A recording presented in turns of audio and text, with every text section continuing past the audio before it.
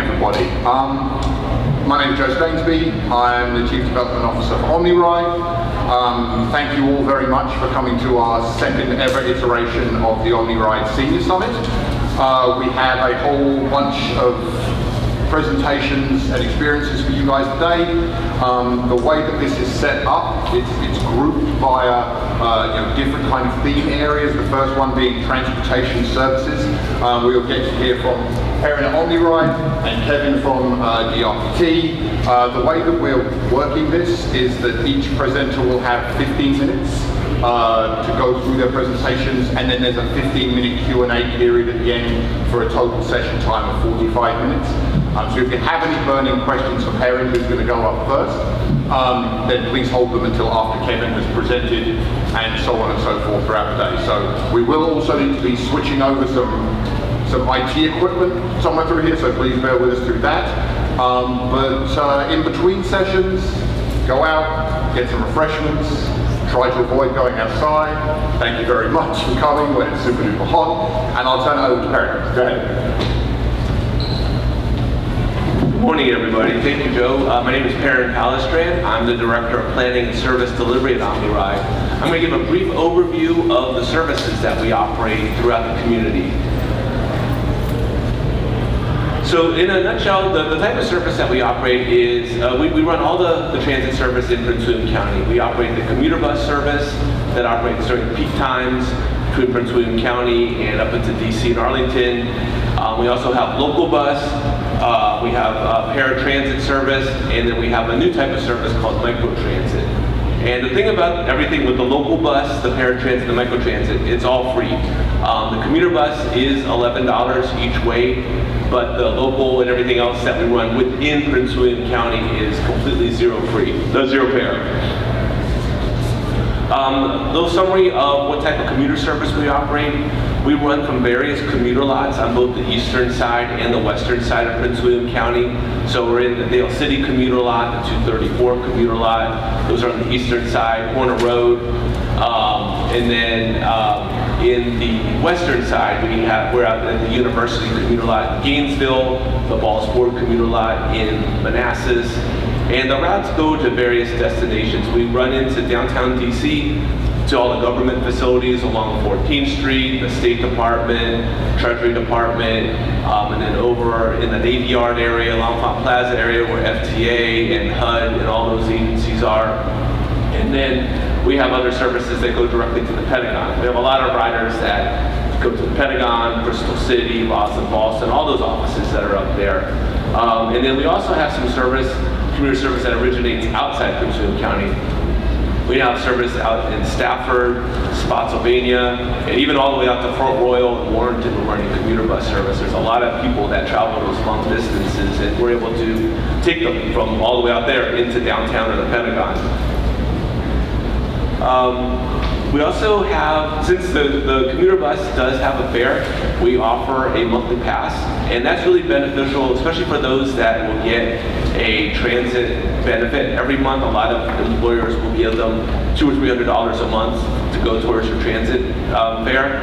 And we have a monthly pass that's $285. We have a mobile ticketing app, so it's directly on your phone, and you load it onto there. And when you get on the bus, you just activate the pass, and it turns on your camera. That's how the driver knows that it's a real active pass versus a screenshot or somebody trying to use a fake pass. It moves so people know that that's legit. And then they just use that for the full month, and then when it's time for the next month, they load it back up. So it's really convenient. You don't need to worry about smart trip cards or having to load fare constantly. You just do it once a month, and then you're good for that month. Our Eastern local bus service was just restructured about a year ago. And we used to just have 4 or 5 routes that ran throughout the county, but we've broken it up into smaller routes to try to get more directly to where people are trying to get to. We used to have a centralized transit hub at our admin buildings in Woodbridge, which was really in the middle of nowhere and not where people are actually going to. You were just going there to transfer between buses. So we've established different hubs that we call them. They're different transfer points throughout the area. We have one at the Stonebridge Shopping Center. There's a brand new commuter garage that opened up there. We have another one where On the western side off of Holy Road where the Harris Teeter is, there's a hub there. We have one at Chin Center. We have another one in the south at Dumfries. So we have several routes that run throughout eastern Prince William County, and we have them numbered logically to know which side of I-95 they start on. So if a route begins with a 9, that means it's primarily on the left side of 95 or the west side of 95. And anything that begins with a 5, we have it on the east side or the right of I-95, just to kind of help people differentiate. Since we have service along the Route 1 corridor, along Dale Boulevard, along Old Bridge Road, it's pretty expansive throughout the eastern side. And then later I'll give the summary of the western side, but we have a lot of coverage in those areas. In the western side, we have 2 bus routes. We have the 65 that connects downtown Manassas all the way up to the Nova Community College. It goes past Manassas Mall, and then it serves the UVA Medical Center there. And then we have the 67 that primarily connects downtown Manassas with Manassas Park. So it goes over to the VRE station, it connects with the Park Place apartments, and then also Wellington, those Wellington on the other side of Manassas. To supplement the service, our local bus service up to a year ago used to flex off route, used to be called deviations, where people would reserve a ride and then the bus would come within 3/4 of a mile of the route, pick you up, and then take you to either someplace along the bus route or someplace else that was off the route. What we did when we restructured it, we completely separated it out. So we're very similar to, if you're familiar with Metro Access up in the DC area, where they have the regular Metro bus routes and then you have the Metro Access. That's what we've done here. We call our service OmniRide Access. We're not related to Metro Access, but it stresses the Omni Access part of it. We have a complete zone that runs within 3/4 of a mile off of all of our fixed routes, and it'll take you point to point within that zone. You don't have to necessarily take a fixed route bus if you're within that area. You do have to go through a certification process to be eligible. That's through a company called AARP, and we do have some information either through our customer service department or on our website. It'll give you a direct link to AARP and gives you the instructions with what supporting documentation you would need to become eligible to use the service. But there isn't any sort of restriction for how you use it. It's not just for doctor's appointments or anything. If you're eligible, you can use it for whatever your trip purpose is. And just like the local bus, it is completely free to use. So it's a good supplement to the fixed route if you cannot access it or just a little bit further away from it and you do become eligible. So it's a really good service that covers the entire eastern side of Prince William County, and then we have a similar service on the western side. They don't overlap. We do have a bus route that does connect Woodbridge to Manassas called our East-West Express. So if you are eligible to use paratransit, you could use it on both sides of the county. You would just go to the nearest bus stop in Woodbridge, connect to the 96 route, go to Manassas, and then you can use the paratransit out there. So that's the way that we bridge it through there. And then this is an overview of our service area, the eastern side with the local bus routes and the service area, and then on the western side, the service area with the bus routes in there. So you can get a feel for how expansive the paratransit service area is to complement the actual bus route network that we operate.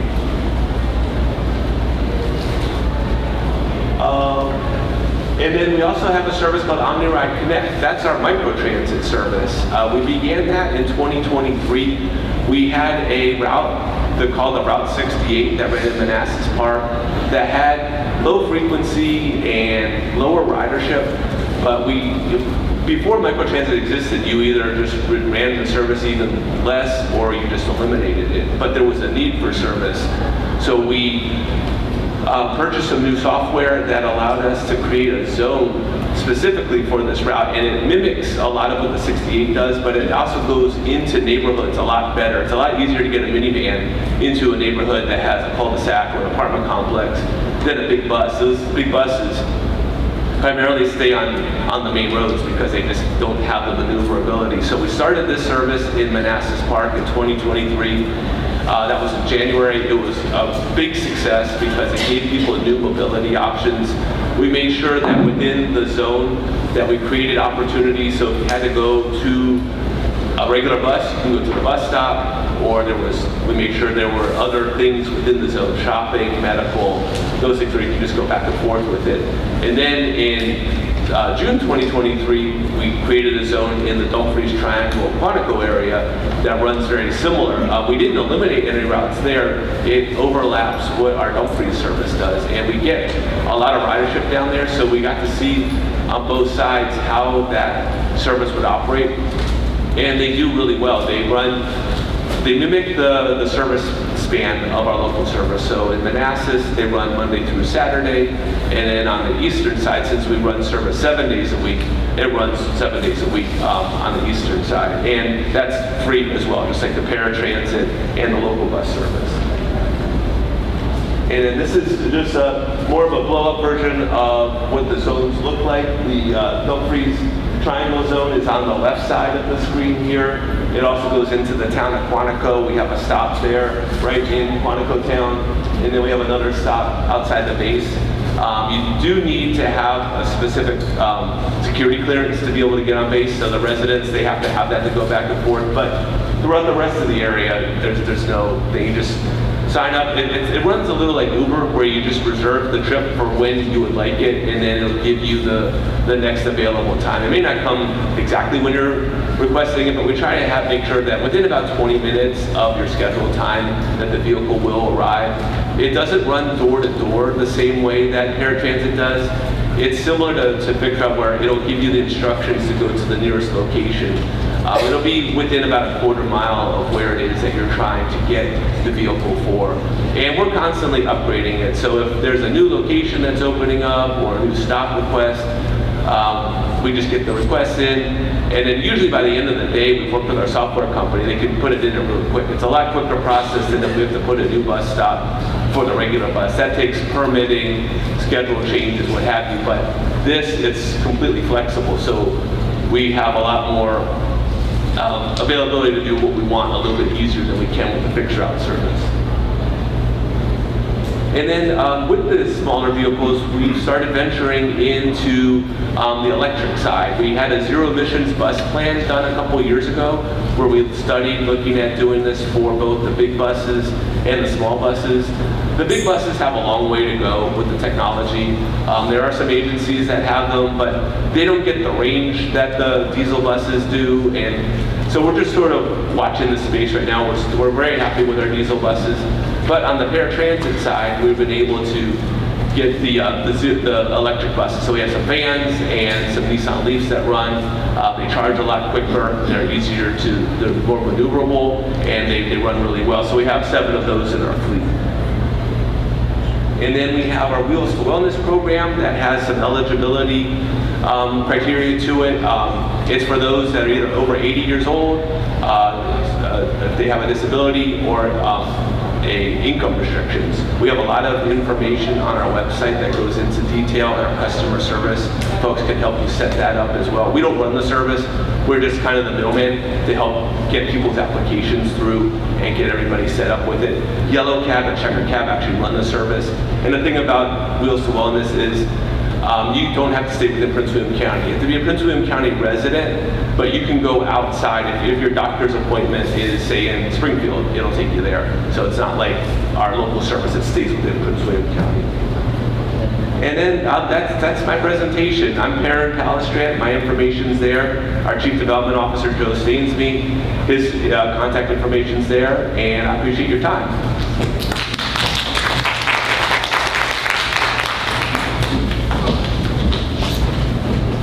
All right, that was graceful. Thank you, everyone. We are going to change over computers here, so bear with us for like 30 seconds.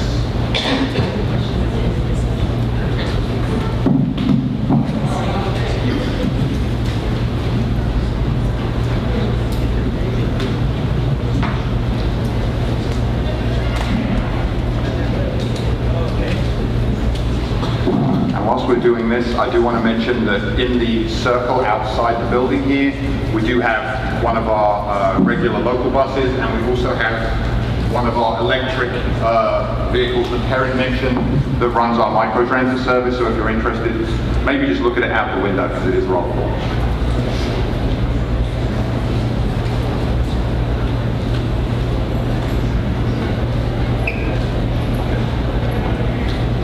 Look at that. All right.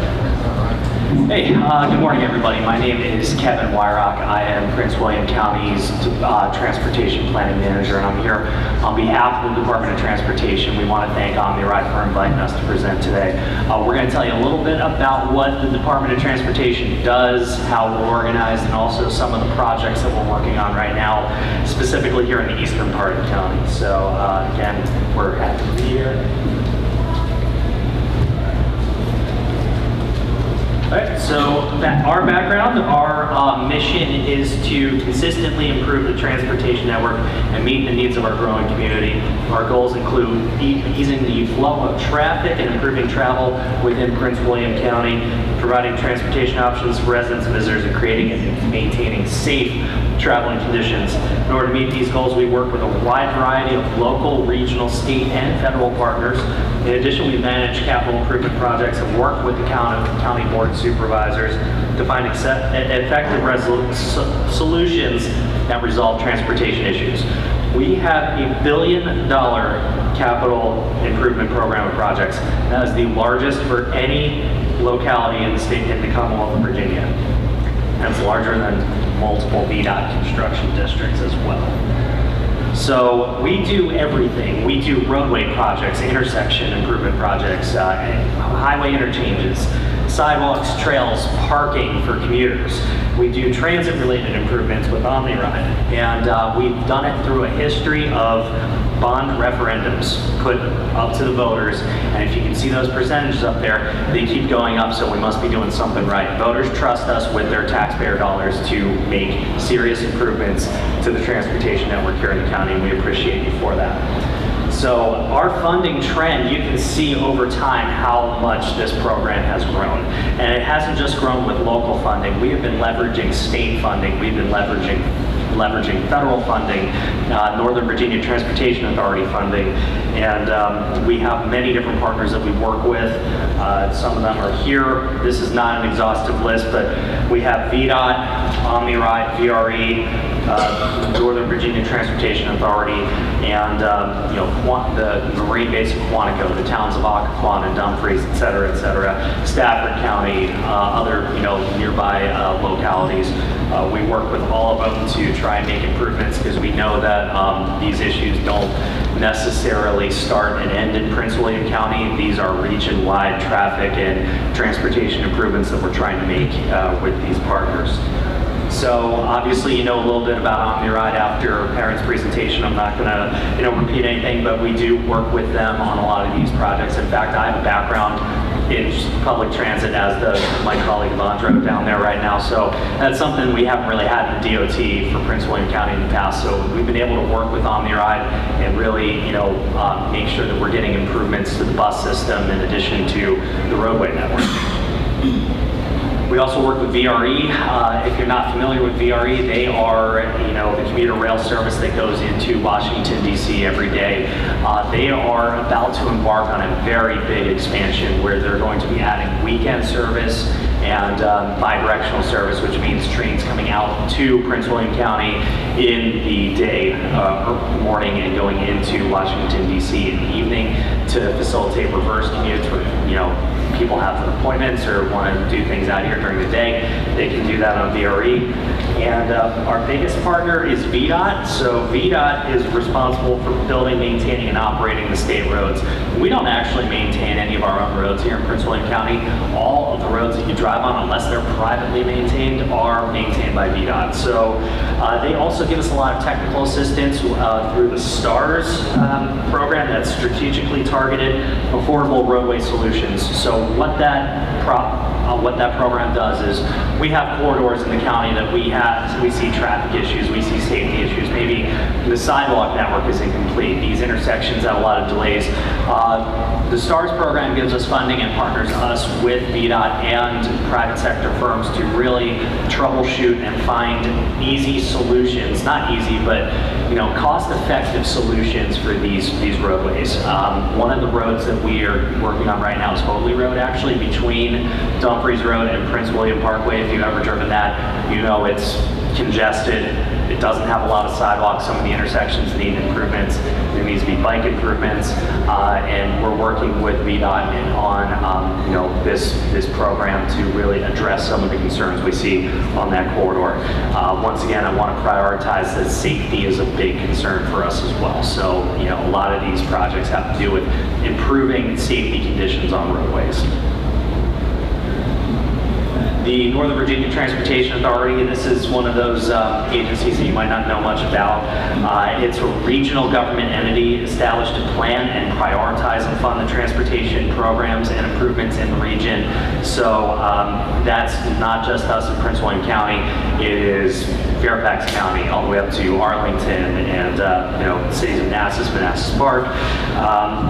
It's long-range transportation project planning and prioritization. They want to reduce congestion and move the greatest number of people in the most cost-effective manner, and sometimes that's not just through cars, that is through public transit, that is through bicycle and pedestrian programs and everything else. So they have the transaction plan. What that is the long-range transportation plan for the region that sort of summarizes everything that we're doing, from roadway expansions to interchange projects and new public transit services. All that is put in that plan, and that is where they determine the priority for funding at the regional level. As far as our department in DOT, it's broken into 3 divisions. We have the Capital Projects Division. Gary's our principal engineer in the Capital Projects Division. We do a lot of the design in-house for the roadway improvements that we do. We acquire the right-of-way ourselves. We have a right-of-way section. We have even construction section and alternate delivery, which is design build, sort of designing our projects on the fly, as opposed to designing them, bidding them, and building them. We have the Planning, Traffic, and Inspections Division. I'm part of that division. We do plan review for all of the new developments coming into the county. We make sure that they have enough parking. We make sure that the driveways are wide enough for trucks to get through and for fire trucks to access all of the houses, those sorts of things. We have the Traffic and Safety Engineering section, so we have roadways that have safety problems, speeding problems. We have ways to address that through our Traffic and Safety Engineering team and our inspection section as well. We're going out there and taking a look at everything that's just been built, making sure that it is complying with all of ours and VDOT standards. And then we finally have the Business Services Division that allows us to do all the stuff we do in the planning and engineering divisions with finance, administration, grant programs, and policy and programming. So they're a big part of it as well.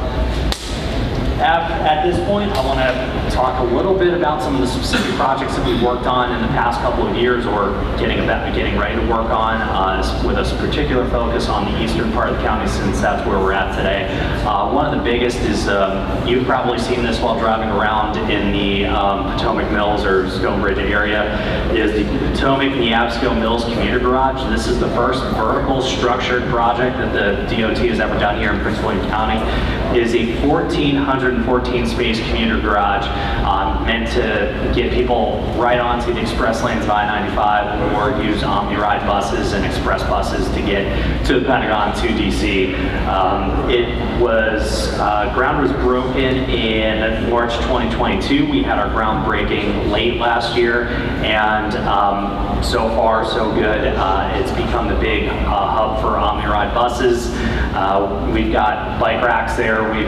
We have even parts of the development that have not been built yet. We could do medical offices there and sort of make it a real transit-oriented type of development. So it's something that we're really excited about, really proud of, and it cost us $60 million. So please use it if you have the opportunity to. This is one on the western side of the county, but I did want to make a special note of it. It's an intersection improvement at Prince William Parkway and University Boulevard. It is called a quadrant intersection. So what that is it takes all the left turns out of the main intersection and puts them onto a road to the quadrant, one side of that intersection, with the idea that it improves traffic flow for people going through Prince William Parkway and through University Boulevard and not making any turns. Now this interchange has confused some people, so you know, if you're out there, just follow the signs. We're in the process of even updating the signs and improving the signs to make sure that people know what to do when they get to that intersection, especially if you don't have GPS. That's one of those things where, you know, we want to make sure that we're not causing any problems out there. So that was a $29 million project that we just cut the ribbon on earlier this year, I think. We have the Summit School and Telegraph Road improvement. What this is expanding the street grid here in the eastern part of the county through the Horner Road commuter lot going up to Minnieville Road. We broke ground on this project late last year and is currently under construction right now. In addition to having the 4 travel lanes, we're also adding a bicycle, pedestrian shared use path along the entire frontage of this, and there should be some transit improvements in this project as well, some upgraded bus stops along Telegraph Road in that area near the commuter lots and near the Target. So that is a $39.9 million project that we're working on right now. We have the Minnieville Road, Prince William Parkway interchange. Now, if you're out there right now, you probably haven't seen any work on this yet because it hasn't really started. We're still in final design. What this is going to create is a single point urban interchange, a grade separated interchange at Minnieville and Prince William Parkway right in front of the new Quartz development that's going in there with a Whole Foods and a bunch of other stores and residential. So this is a really big project. It's going to create some headaches in the short term as far as traffic is concerned. So we want you to bear with us. This is going to be a really nice interchange when it's complete. And it is an $80 million project with local funds, and the developer of the Quartz project has contributed to that as well. If you've ever been to Old Bridge Road and Occoquan Road, you know that intersection is wild. There's a lot of tight turns. It's a very outdated intersection, and we are in the process of realigning it right now. So when we finish this, it's going to be a much smoother ride. We see accidents there all the time because those turns are just tough for a lot of vehicles. I've seen motorcycle accidents there. I mean, lots of really crazy stuff. This is going to really improve safety in that corridor. This is a $15.8 million project, and as I said, it's under construction right now, and we're hoping to have it done by this time next year. Another one on this side of the county is the Marina Way extension. This is in North Woodbridge, right after you get off of I-95 or Route 123. If you're not aware, that Regency Furniture Shopping Center is going to turn into a Home Depot. That has been approved by the Board of Supervisors, and as part of that, we are extending Marina Way between 123 and Annapolis Way. It's sort of building the street grid out in that area. That's one of the parts of the county that the Board of Supervisors really wants to see more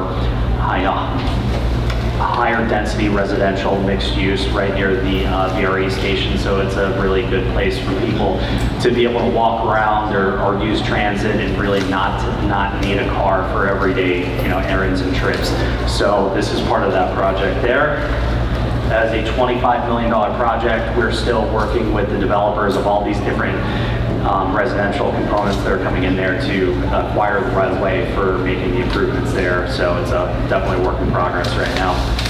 One that's currently unfunded is the Route 123 and Old Bridge intersection improvements.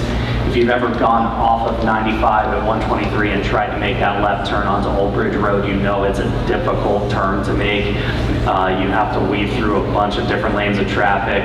It is not safe, it is congested, and this is what we hope to do to solve that problem. We're going to try and build a flyover ramp so that when you're getting off I-95, you just get onto that ramp and it's going to leave you right on Old Bridge Road without having to worry about left turn signal or crossing over all these lanes. So that is one project that we are currently still finalizing the design for right now and looking for funding for that project. So not everything that we're talking about today is funded yet, but we are in the process of looking for sources to get this stuff built.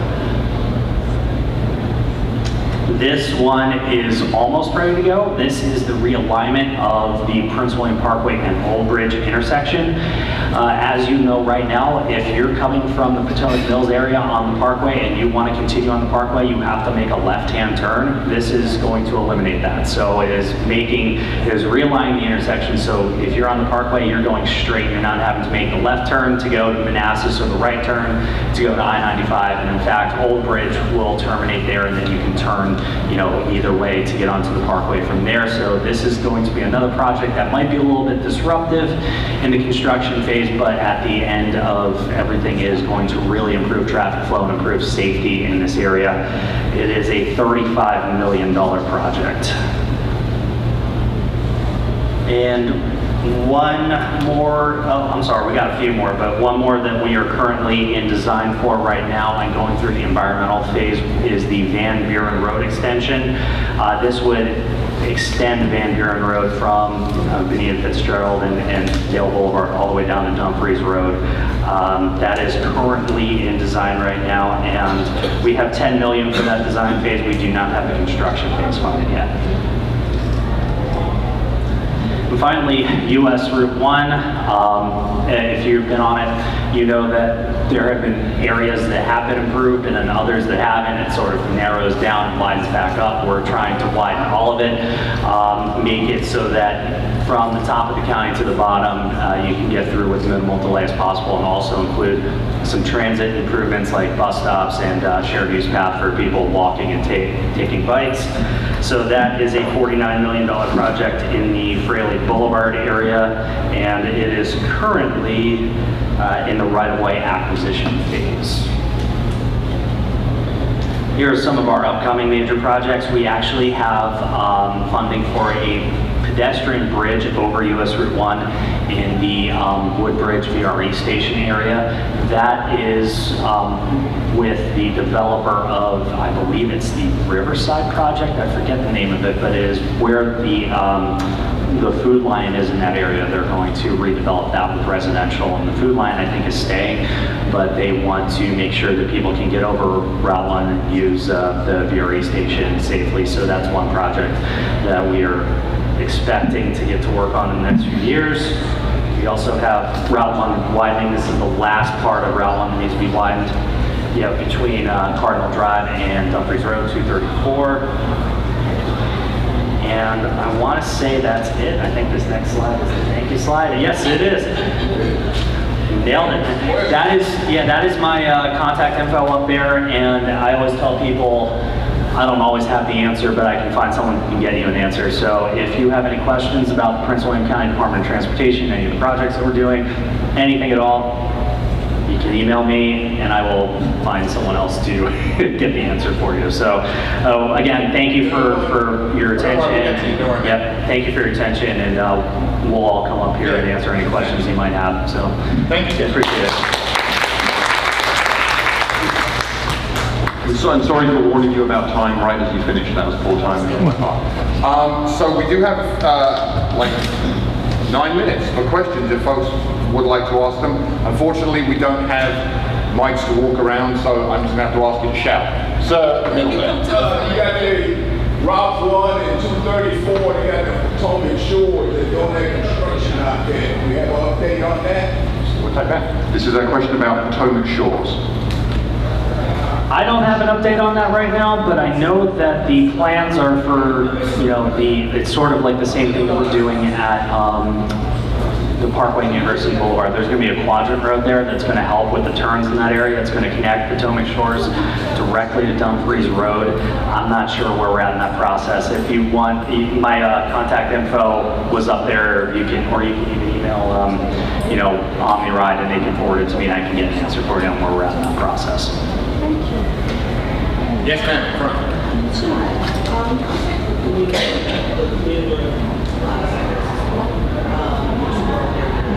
And your first four seats are for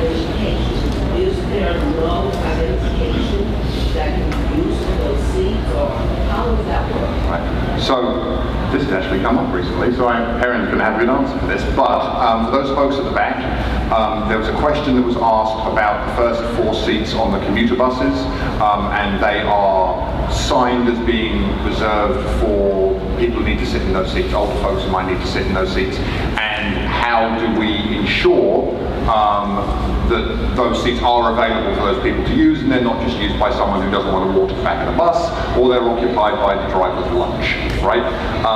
For my part, I would say I do know that there are some very important legal things about what we are allowed to, if we're allowed to ask people to leave those seats or to legally enforce the occupation of those seats. And I would encourage you individually, whenever you have a problem, to call our customer service staff, especially if it's something like the operator has their lunch or something else in it. That's just clearly bad, and we will make sure that we know that.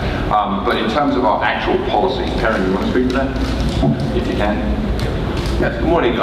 Yes, as far as the policy goes, the operator is supposed to ask people to move. They cannot forcibly move people, but they should be asking people to move out of their seats.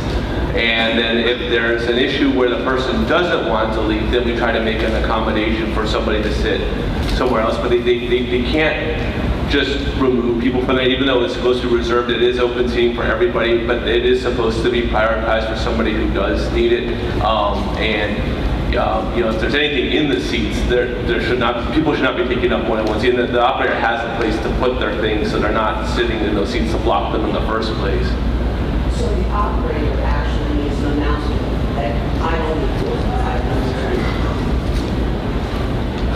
because I have called your office, I have emailed, called, and it's like, okay, so basically those seats aren't. Yeah, the problem is, when it really comes down to, is it relies on the concept of like societal guilt, right? Like the old, if you've ever been on Metro, and you know there's like these seats are reserved for people who need to sit, and pregnant people, and this, that, and the other, and there's a perfectly able-bodied individual. You actually have to go and document. Right, but just like you can't get out of your car, parking spot, and start living. Have to have documentation. So your license, you have attached, you got something. yeah, that is not the case with the seats on the bus. We are not legally allowed to ask someone to force someone to get out of the seat, and that would probably be a bad idea for the bus as a whole. So there's no documentation or anything that, you know. No, it's slightly different if the seats are empty, right, and there's not already somebody in the seat or something like that. Then certainly, you know, you have the senior smart trip card, unless of course you go sit in the seat. But it really is on the honours policy, right? Like there is no certification that someone has to produce in order to be deemed eligible for those seats. So if there's someone sitting in those seats and they appear to not have a disability or something else that would allow them to sit in those seats, it is worth noting that not all disabilities are visible. We are not allowed to, right. That's why you normally have documentation, so that there's no self-identifying. You're not invading anybody's privacy. Right, and they are not required to self-identify. So it literally is pretty much on the honours system, unfortunately. But again, for your specific scenario, especially if it's issues with operators taking the seat up with paraphernalia of different types, certainly that's something that we can very specifically address, and please let us know and we will make sure to do that. Yes, ma'am. What is the update on corner of Miniville Road and Prince William County? The construction there? A question about construction on the corner of Miniville Road. Miniville Road, Prince William Parkway, The district, I think? the Quartz District. On the corner of Miniville and Prince William Parkway? Yeah, so that's the project that's going to be a grade separated single point urban interchange at the corner of the Parkway and the Miniville Road. It is currently in right of way right now, and I think construction, Gary, do you know when construction is supposed to start on that? Yeah, I don't know if we have a firm date for construction yet, but we're still in the right of way acquisition phase for that. Any more questions? I think we've probably got time for one if it's a quickie. Yes, ma'am. East Longview Drive.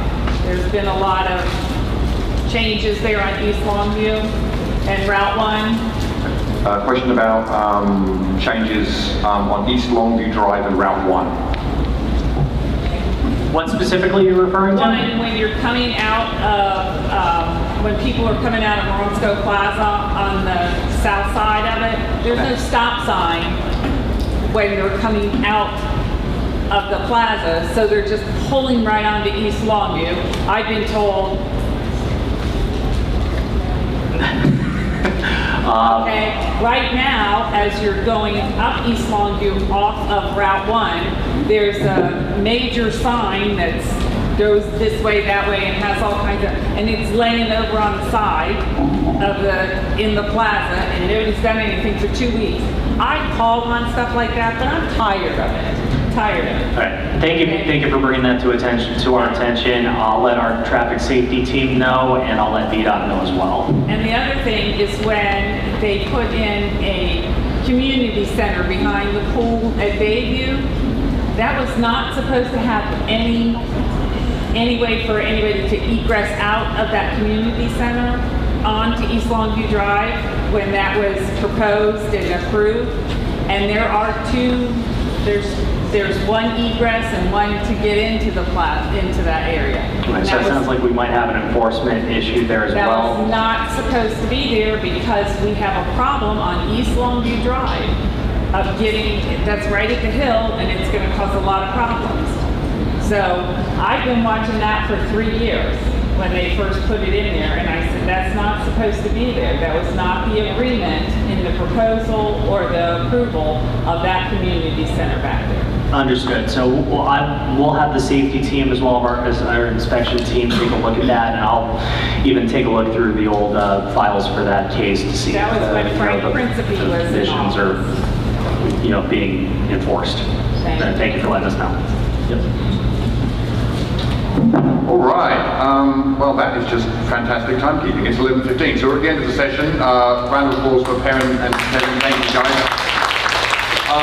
So that is the end of the transportation services presentation. We take this is how the format's going to play out. So you have a 15-minute break where you can sit there and chat to yourselves or us, so you can go to the restrooms or go visit some of our vendors out front, which I'm sure is what people would like me to say. The 11:30 session is on recreation, so we have some chair yoga, and then we also have someone from the Hylton Performing Arts Centre that's going to talk to you, and that is at 11:30 and will run till 12:15. So we'll see everybody back at 11:30. Thank you.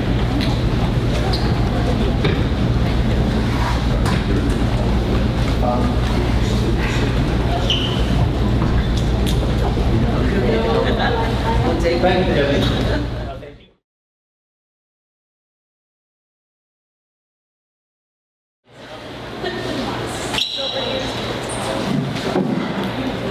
All right. Good morning, everybody. This is the 11:30 session that will go until 12:15. This is on recreation. So we have a couple of great folks that are going to talk to you today.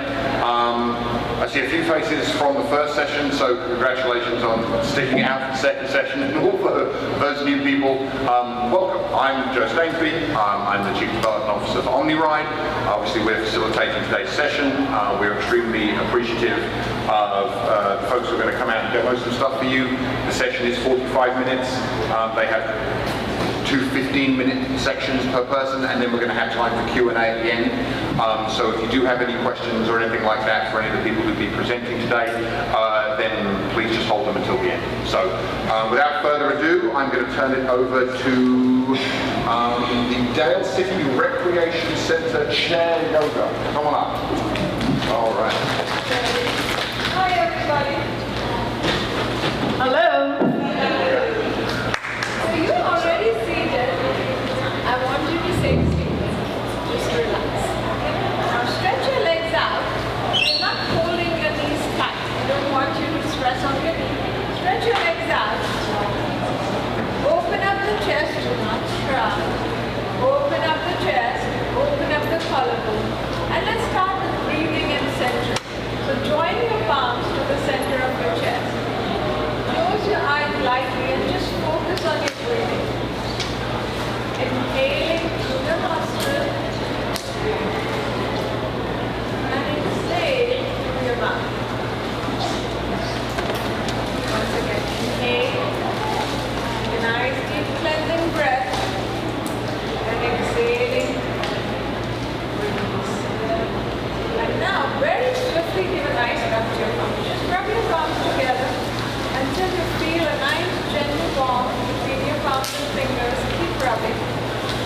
you feel that nice gentle warmth, bring your palms closer towards you without touching your face. Now slowly open up your eyes and release your palms. That collarbone is just open. Again, take a deep cleansing breath. Lift your shoulders up. Imagine your shoulders are about to touch your shoulders. So lift your shoulders up and stay there. Take a deep breath and exhale slowly. Drop your shoulders. Release them in 3 counts. 3, 2, 1, and now get a deep breath again. And now place your palms open, closer towards your knees as if you're releasing all the bad energy. And start rolling your head clockwise. Just another one. Roll your head clockwise. And now roll counterclockwise. And just lift your chin up. Give a nice stretch to the neck area. Remember, you have a thyroid gland at the base of your throat, so wake up your thyroid. And now gently and slowly you drop your chin to the center of your chest. Release your head, come back to your starting position, and now slowly drop your head towards your right shoulder. Exhale, come back with your breath, and drop your head towards your left. Exhaling, come back with your breath, and now release your arms to your side and roll your shoulders from back to front. So open up those tight knots on your upper back. Roll your shoulders and from front to back. A nice roll. Take a deep cleansing breath and bring your arms to the front and form a little fist here. And now rotate your wrist clockwise. Rotate counterclockwise. And then grab your fingers and give a nice stretch to your arms. Some pointing up, stretch your arms. And now point your thumb down. Give a nice twist to your arms. Yes. And now open up your fingers. Lift yourself up as if you're opening up your spine. So create more space. Engage the core and lengthen the spine. Create more space in your spine. As you lift, see that you're knitting your ribs together, you're engaging the spine, and now bend completely to your right side. Open up the lateral stretch. Exhale, come back with your breath. Bend completely to the left now. Exhaling, come back with your breath. Release your palms to the front. Turn your right palm, fingers pointing down, and pull your palm towards yourself. Give a little stretch to your forearm. Nice stretch to your forearm. And now release and let's do the other side. Give a nice stretch to your forearm. And now grab your fingers once again. Lift yourself up. Take a deep breath. And now bring your arms around your waistline and move into a sweeping swirl. Just spin clockwise. And now let's spin counterclockwise.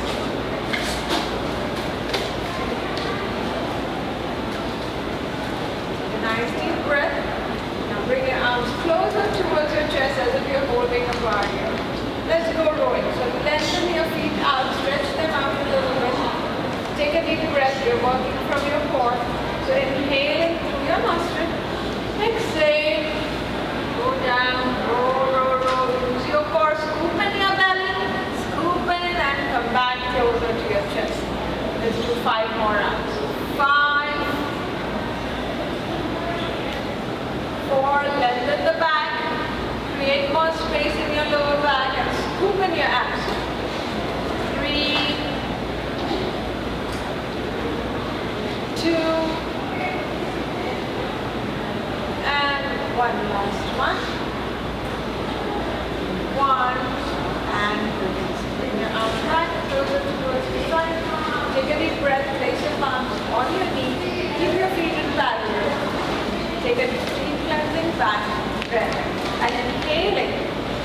pull up your shoulders, come into an angry cat. Give me a nice rounded back, scooping your abs, pulling up your shoulders closer towards your earlobe, and inhaling.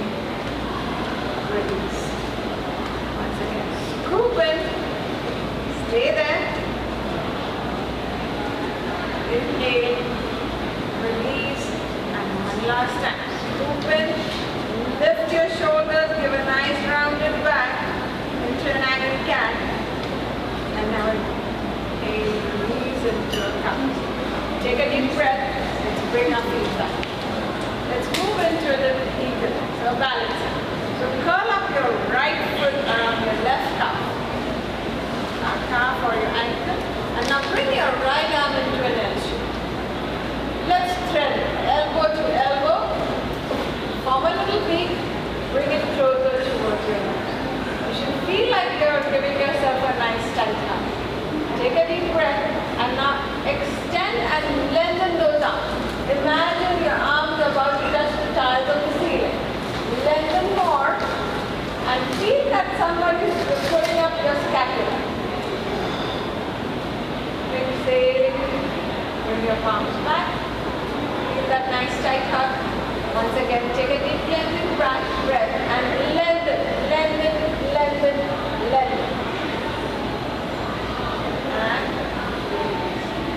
unfold your palms and unfold your legs.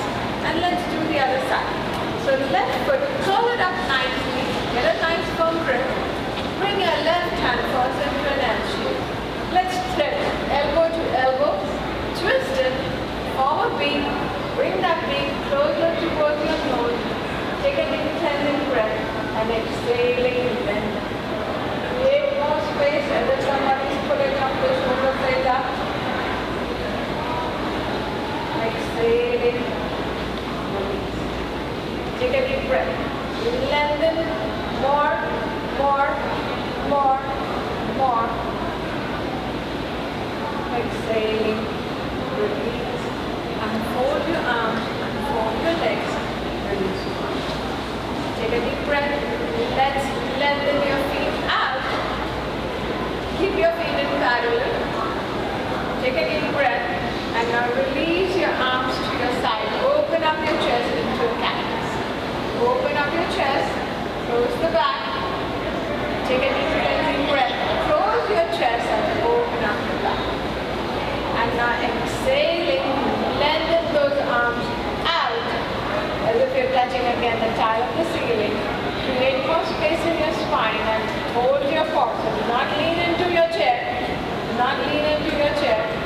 Take a deep cleansing breath and palms facing the opposite side of the room. Take a deep breath and slowly round it back and forward, forward, forward. Try touching your toes or bring your palms closer towards your ankle. And give a nice rounded back. So pull up your shoulders. Take a deep breath, release your shoulders and exhaling, rise up slowly and gently. Come up to your first position. Take a deep breath. Let's do one more time. Inhaling, glide back. And exhale. Open your belly and round your back. And create more stretch to the lower back. Touch your toes. Take a deep breath. Push your shoulders away from your earlobes. Exhale. Right. Release your arms to your side, bring them back closer to your knees. Take a deep breath, close your eyes lightly, and focus on your breath. So lengthen your feet out, extend. Place your palms open, closer towards your knee. Close your eyes lightly. Yes, very good. Enough room in the front. Focus on your breathing, and just relax. Relax your toes. Feel the ground beneath your feet. Relax your toes, relax your ankle joints, relax your calf muscles. Relax your knee. Relax your core. Relax your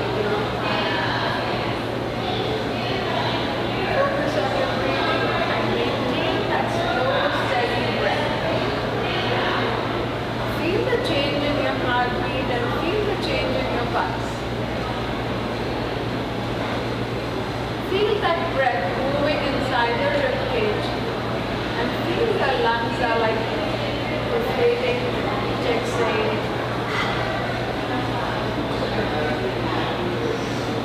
Relax the lower back and relax your chest.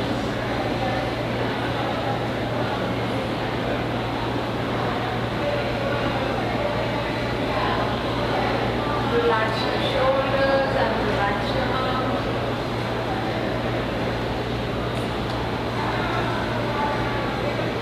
Relax your chin. Relax your nose. Relax your jawline. Relax your eyes. And now slowly form a little fist.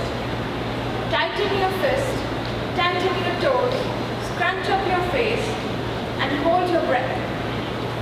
3, 2, 1. Exhale, release your breath, relax your face, release your toes, bring a light smile on your face to release your jawline. Take a deep cleansing breath and start rubbing your palms again. Rub your palms together until you feel that nice gentle warmth between your palms and fingers. Keep rubbing. Once you feel a nice gentle warmth in your palms, closer towards your face. Close your eyes slightly, focus on your breathing. Open up your eyes and release your palms. Now give yourself a nice warm hug. Tap for being here today. Nice. Take a deep breath.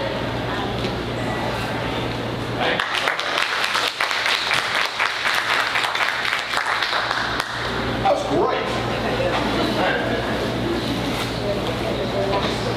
Yeah, no, that was one. We should have you go first. All right, so thank you so much, everyone. I'm glad we had some late arrivals. And you came and sat at the front. That's fantastic. So right now we have from the Hylton Performing Arts Centre, Tionga, right? Tionga.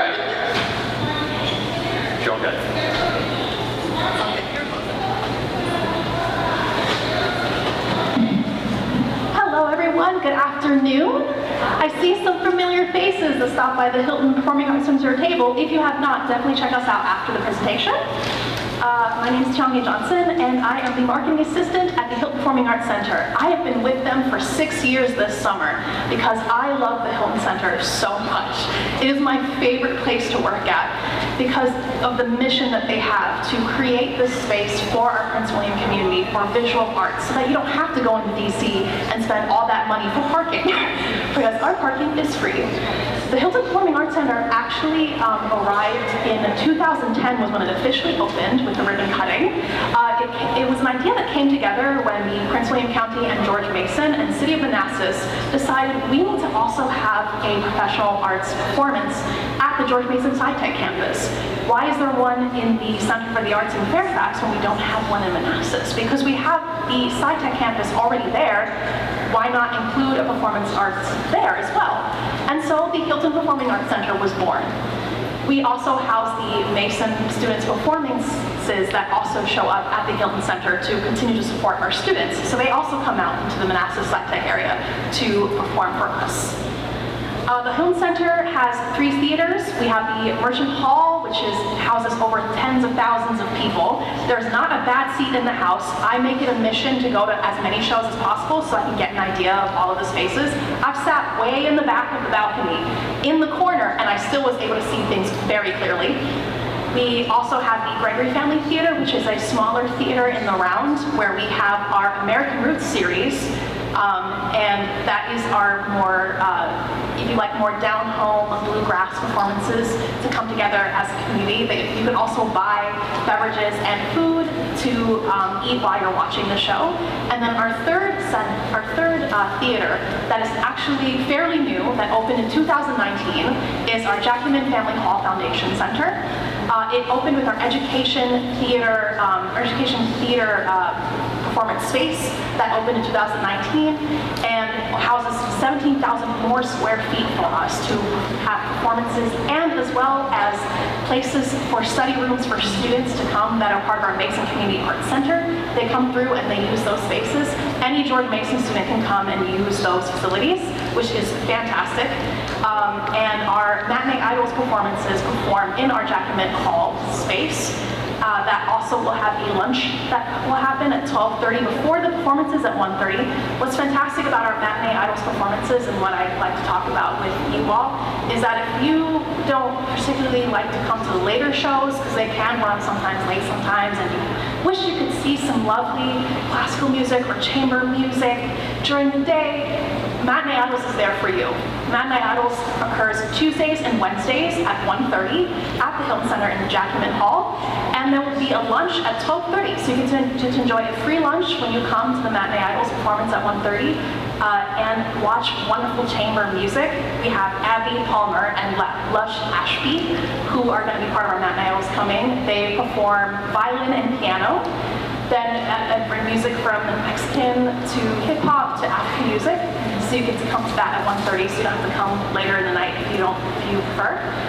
We also have District 5, which I'm personally excited for. They are an ensemble that plays violin, cello, flute, you name it. And they also will do kind of a day in the life of a composer to kind of give you insight into how composers sustain themselves and support themselves, especially in the current times as we are. Lastly, I wanted to talk to you about our accessibility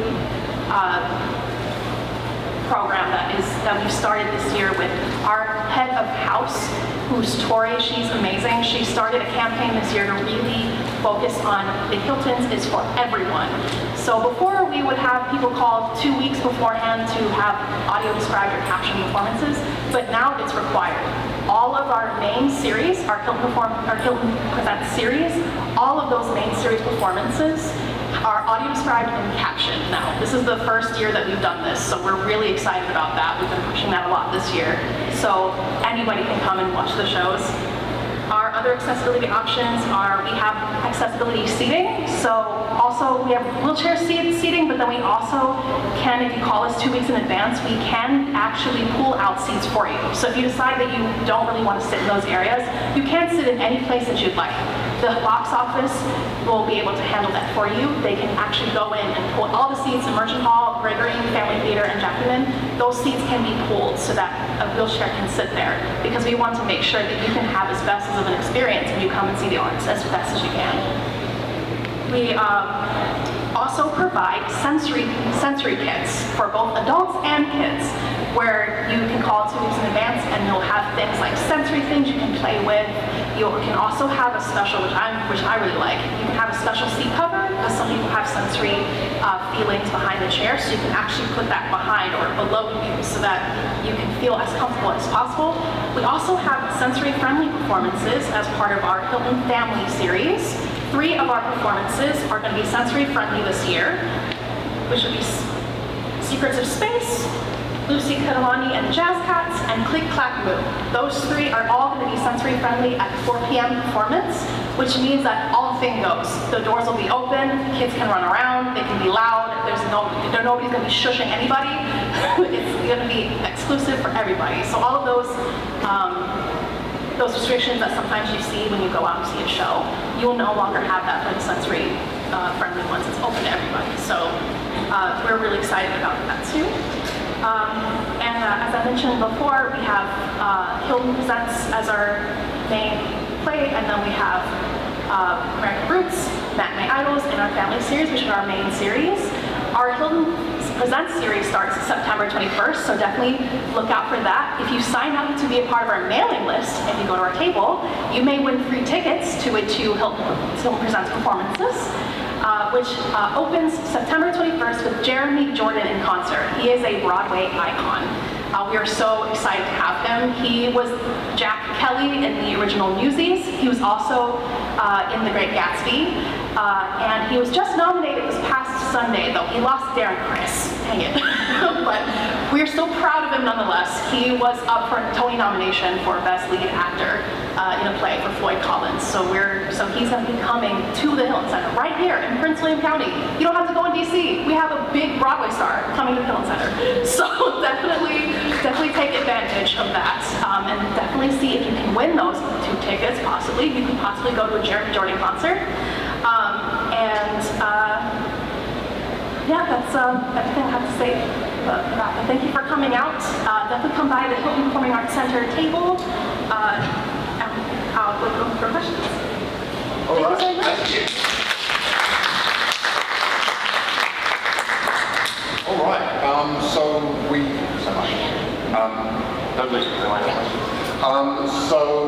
This is a point in time where we have Q&A. I will just say on the Hylton Performing Arts Centre, it is a truly world-class venue that Prince William County is lucky to have. And if you are, in addition to their free parking, there's a really excellent Thai restaurant right across the parking lot from it. And I had lunch there last week, so I fully recommend spending the whole evening there. It really is wonderful, and without having to deal with all the grief of going into DC. So if anyone has any questions for either of our presenters today, now's your time. Lady in the front row.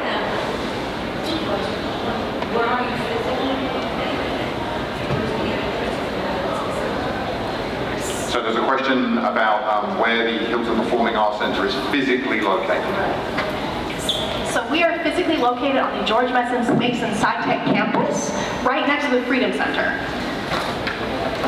It's right off University Drive. Also, if you stop by our table with our brochure, it has a whole map in there. So, and I have so many, so take as many brochures as you like. I brought a whole bunch, so please take them.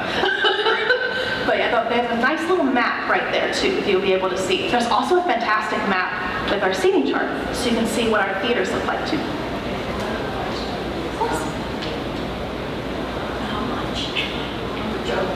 Question about cost. All right, so I'm going to talk about discounts too, because they're actually amazing and fantastic. The most that we'll see with regular prices, the most you'll see is maybe like $80 is like the highest, but again, it depends on where you sit. So there's various places that you can sit. The cheapest you can buy is $36. I saw with Drum Tao, with one of the performances coming on Valentine's Day, the cheapest ticket is $36, and that could be also a little bit up on the mezzanine, but there's no bad place to sit. But if you want to save even more money, we have subscriptions that are currently on sale. And if you buy 3 or more performances, either the Hylton Presents, American Roots, Matinee Idols, Family Series, all those series apply. If you buy 3 or more from each of those, or whatever you prefer, you can save 50% or more, which is a fantastic deal. We also have group sales that launch July 2nd, where if you bring 10 or more people, you can save up to 10% or more. The more people you bring, the more you save.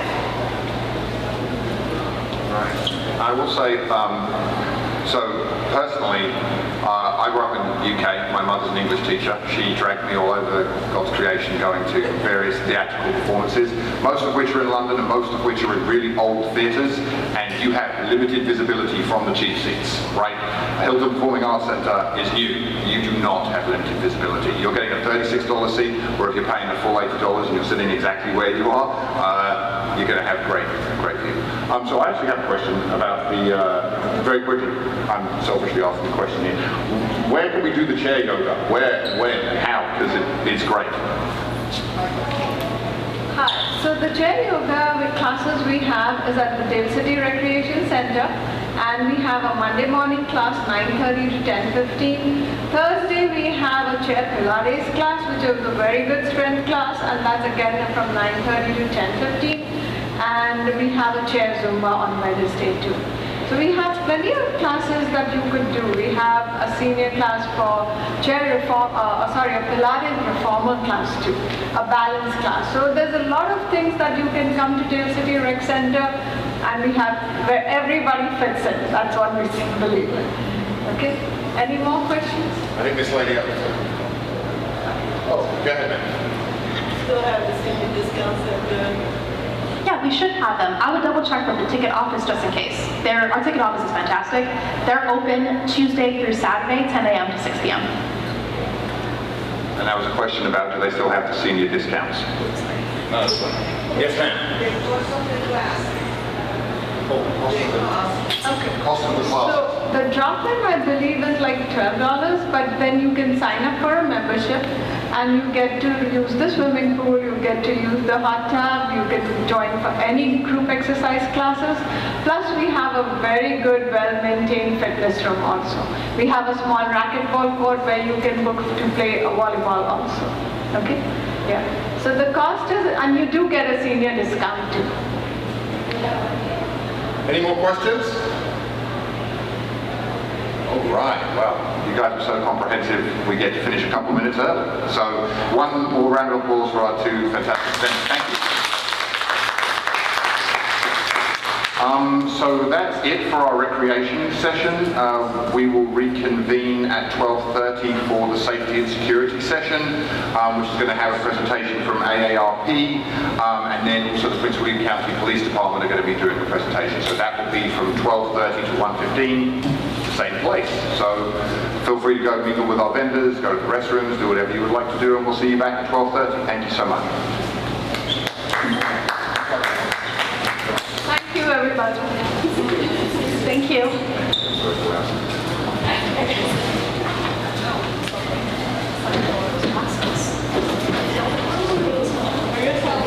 Oh, yes, Yeah, just have it ready to go.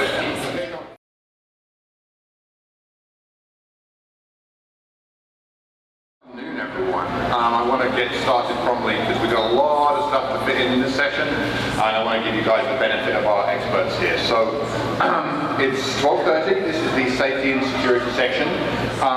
We're going to start off with a presentation from the community ambassador Martin Bailey with AARP. So come on up, Martin. All right, thank you. First of all, I'd like to ask, who in here is over the age of 18? Just raise your hand. If you're over the age of 18, okay. The reason why I asked that question is about 3 years ago, the president of LexisNexis made a statement that if you're over the age of 18, your personal identifiable information is already on the internet being sold. It's on the dark web being sold. So as we speak right now, your social security number, driver's license number, Medicare number may be being sold on the internet. It's sold over and over and over again.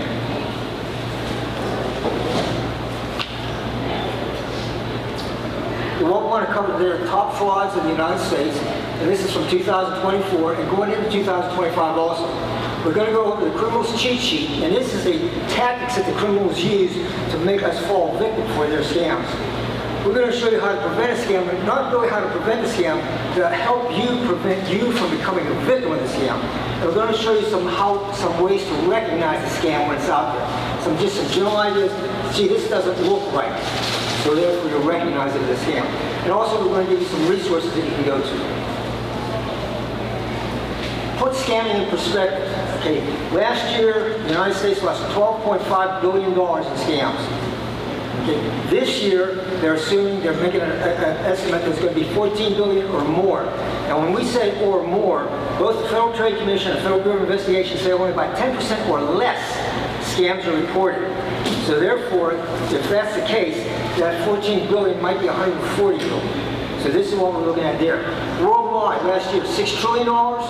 At the end of 2025 and 2026, the estimate is $10 trillion. To give you an idea of what $10 trillion looks like, if that was the gross national product of a nation, the scam nation would be the third largest nation in the world. Only Red China and the United States would exceed that in money-wise. Okay, top scams. Now almost all scams are going to start the same way. You're going to be contacted unexpectedly, either email, voicemail, text messages, but it's going to be unexpected. It's going to be they're going to have something to do with your accounts. They're going to either have an issue with something. You have a problem either with your accounts, you didn't pay your tickets, or maybe the IRS owes you money. But there's some kind of issue out there. You have to take some kind of action, which is usually paying them money. And if they say paying cryptocurrency, that's a big red flag right there. You know that's a scam.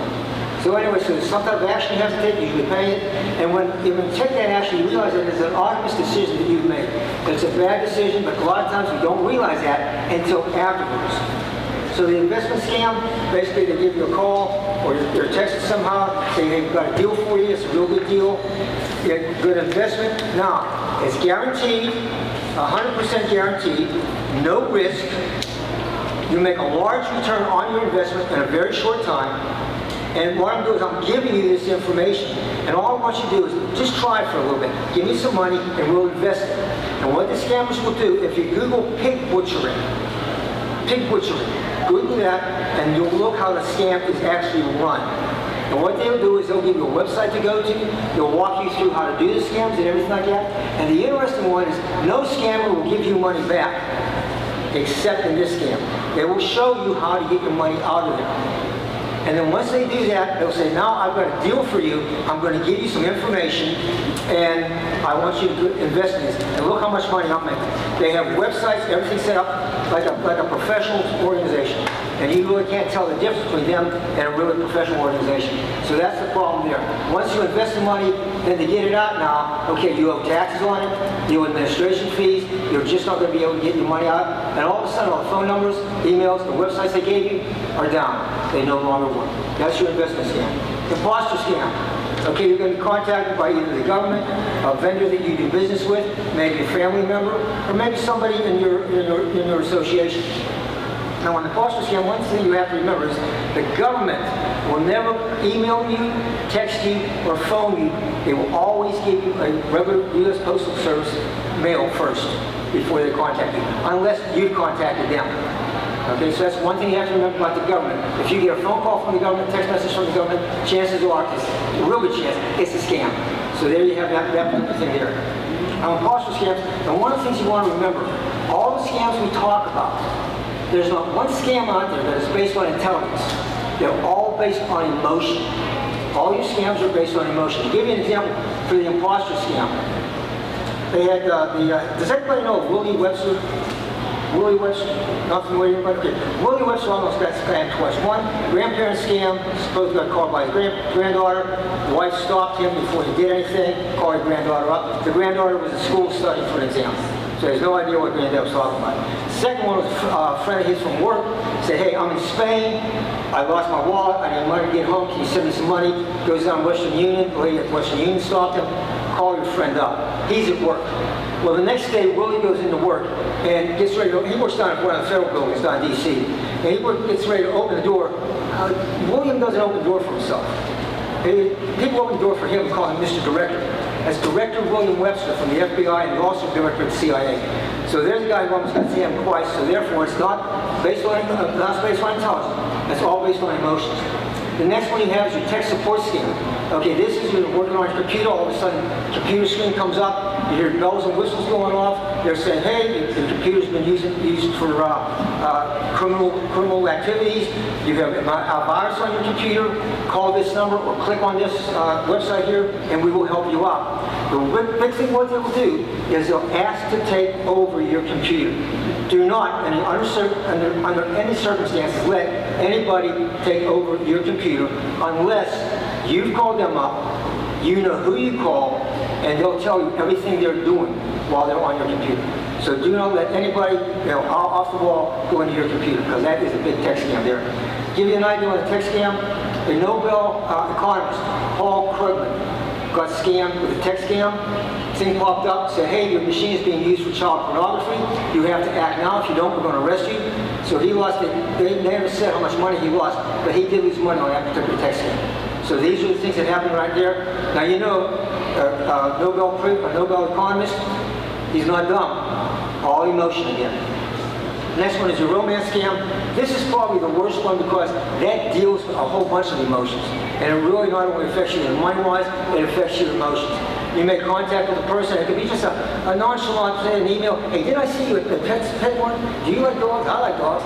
And you'll find out what happens is you talk to the person, that person likes everything you like, dislikes everything you dislike. Then it's like, this is my soulmate. And it progresses until you actually fall in love with that person.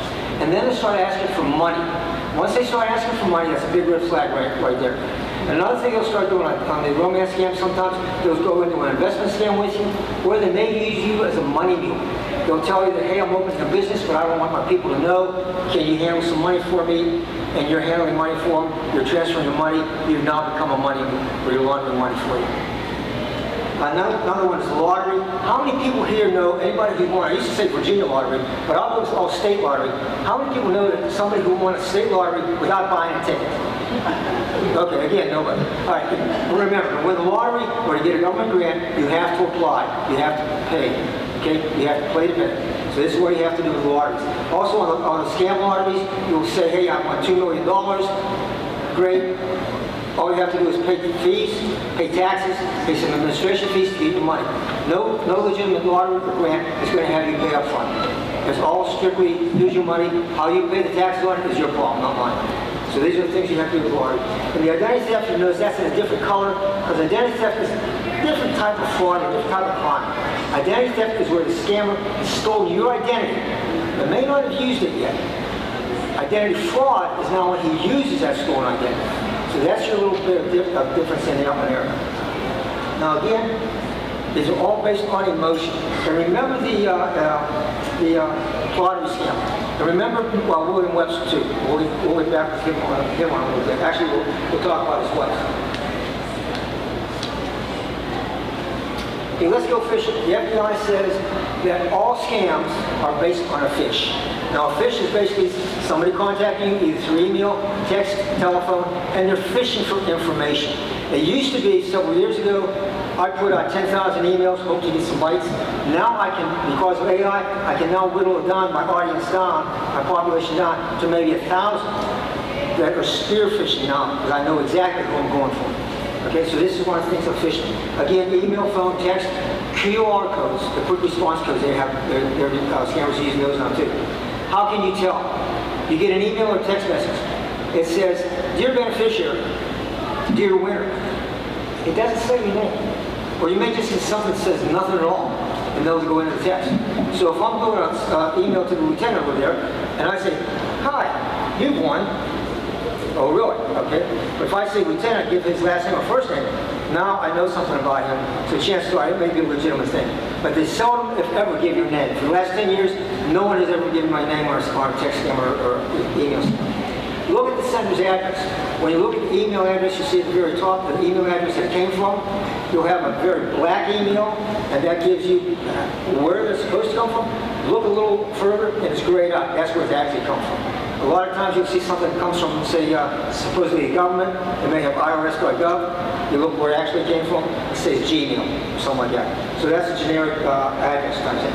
It will always contain a threat, and you'll have to do some type of action. Look at the URLs they tell you to go through. If you take a look at the URLs, it does not go where it's supposed to go. Like if it says from Microsoft, you click on the URL, it has nothing to do with Microsoft. If it says IRS, it has nothing to do with irs.gov. It's taking you someplace where you have no idea where it's taking you. These things will also include attachments or websites to go to. Never click on an attachment or go to a website. Chances are you're going to be downloading malware on your machine and go into a site that's going to ask you for personal identifiable information. And also last one is poor grammar and spelling errors. That one is slowly going away because of artificial intelligence. Okay, emotion. Okay, phantom riches again on the investment scam. I'm going to promise you guaranteed riches, guaranteed, 100% guaranteed, high return on your investment, everything like that. So it gets you that phantom riches you want to go for. Profiling on the romance scams and other scams. I'm going to start asking you questions because what I want to do, I want to find out what your emotional buttons are. So I'm going to ask you those questions there. Source credibility, I'm going to convince you that I am an expert in whatever I'm trying to sell you. You'll have your social consensus. This is where people of your group have bought into this. If you remember Bernie Matlock, okay, he started out at his synagogue. A lot of people bought from his synagogue, and it just went out from there. So there's groups, the social consensus. If I buy, it must be good because I bought it. So this is one of the things you have there. Reciprocity, remember all the investment scams? I'm giving you a little bit, I want some more back. So this is it. I give you something, I want something bigger back. So they're doing a reciprocity thing. And if you don't do reciprocity, I put a guilt trip on you. I make you feel guilty because I gave you something and you didn't return something in return. Okay, scarcity, again, the item is very scarce, it's hard to get. And fear and intimidation. If you don't do this, I'm going to arrest you or you're going to lose your benefits. And I've got the 3 G's up here. Gullibility, that's more or less that we trust people now. Greed, again, remember Director Webster? His wife was involved in a lottery scam. The scammers told her, do it, pay us or not. They actually had a photograph of her house, stained it in blood, and said, we know where you live. And they said, give us some money. The guy's from Jamaica, the scammer's from Jamaica. Director Webster said, have him meet us at the LaGuardia airport and tell him you'll have the money for it. Scammer, because his greed, emotion, met him at the LaGuardia airport. Mrs. Webster didn't meet him, but Director Webster did with a few of his friends. Yeah, he obviously got arrested around there. And then, of course, the guilt and the gullibility because we trust people.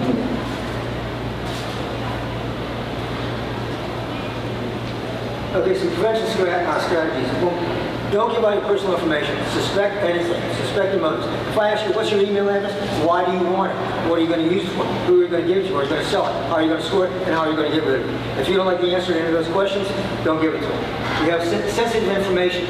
We used to say, okay, if you get, say, your credit card information in the mail or bill or banking information in the mail, shred that. Now we say shred everything.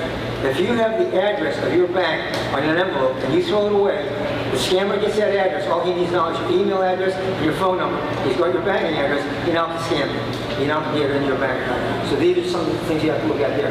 Again, you don't click or download anything, and you'll want to check your credit reports, credit union reports periodically. Keep good antivirus software on the machine. Use a virtual private network if you can. Make sure you use good, strong passwords. And use a random generated password. Use dual-factor authentication. This is when you put your password in, your username, and the institution will come back and ask you how you want your special code sent to you.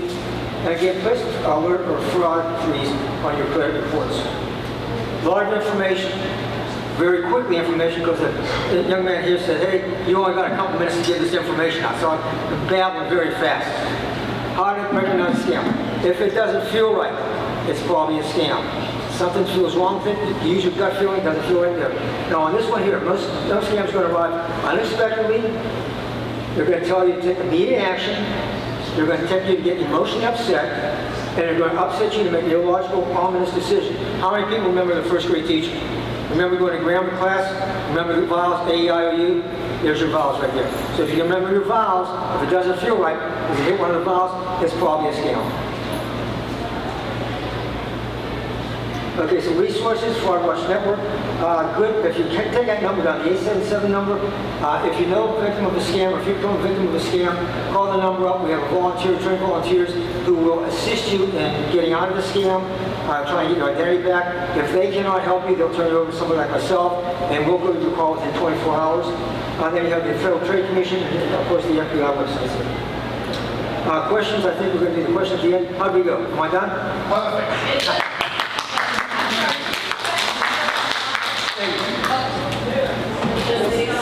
Someone asked me to go back to, can you go back to the data slide?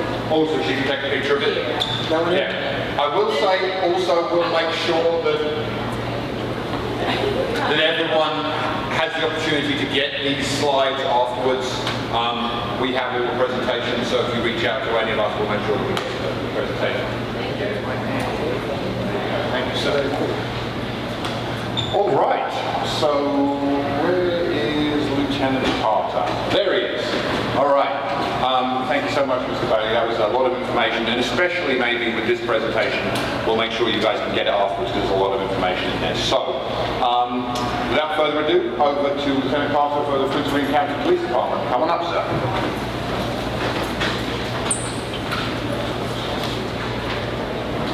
Good afternoon, ladies and gentlemen. I'm Lieutenant Carter with Prince William County Police Department. I'm one of the day shift watch commanders for our agency. We are an agency that's comprised of a little over 700 officers. Peter Newsham is our chief of police. And I'm here to kind of talk to you a little bit about safety and security, and to piggyback off of my partner from AARP. A lot of things that he said are things that we all need to know when it comes down to our safety and our security, especially as we go on in time in life. If someone calls you and says you owe money for a ticket or a fine, and they say they're a law enforcement officer, that's never going to be the case. No police officer should ever ask you for any money, and if they do, we have a bigger problem. You need to report that. Anything you get from law enforcement or anything related to, say, a ticket or anything, you're going to get it in the mail. It's not going to be over the telephone. You're not going to be requested to pay money, or you're going to go to jail if you don't do this, you don't do that. That's not what we do. Another thing is when it comes down to your bank accounts and your finances, make sure you're checking your bank accounts periodically for things. As we said before, check your homes if you own the property. Make sure and check and see if anyone's put a lien on your property. You could have a lien on your property and never even know that. Check that. people do that. And then before you know it, when you're trying to sell your home, that's usually when you find out you got a lien on it. So check that through your mortgage companies, check that through your, you can check the courthouse in Manassas to find out if there is a lien on your property. So that's something you really, really got to pay attention, especially as you get on in life and things are getting paid for. People know it's paid for, and then they try to go in and take it from you. Ladies, the big purses and things that you carry, if you can, downsize that stuff. Because the more you carry inside of your purses, the more if someone were to take your purse from you, that's more information you can have. When you're out in public, and we all do this, we all carry our cell phones. Put the cell phones down. Keep those cell phones in your pocket. Keep it out of the way. If you wear the earbuds, like my son does, and they don't hear a thing you're saying, if you can't hear it, then you can't respond to it. So you want to make sure you're paying attention to your surroundings at all times. Keep the cell phones down. I see some people, and I see it so often, people have their cell phones, and what do they have in that cell phone case? Driver's license, credit cards, bank cards, money. Well, while you have that cell phone open, people have devices that they can actually go in while you're not looking, and they can pull all your information right there. They can walk right by it, snap a picture, and all your stuff is gone. And before you know it, it's too late. So be cognizant of that types of stuff around. Your medications, okay? Carry only the amount of medications that you need for that day. Especially if you're just going out for the day. Now, if you're traveling, it's a different story, but we want to limit the amount of things that make it out. God forbid someone is to take your purse, your wallet, any type of bag you carry. Your vehicles. Lock your vehicles, folks. Lock your vehicles. Don't keep valuables in your cars. One of the biggest things that we're seeing now is largely commodities, firearms, purses, jewelry, money. Lock those cars. Don't keep firearms in them. Don't keep things that are of value in sight. And the littlest things that you think that might not be valuable, other people think it is.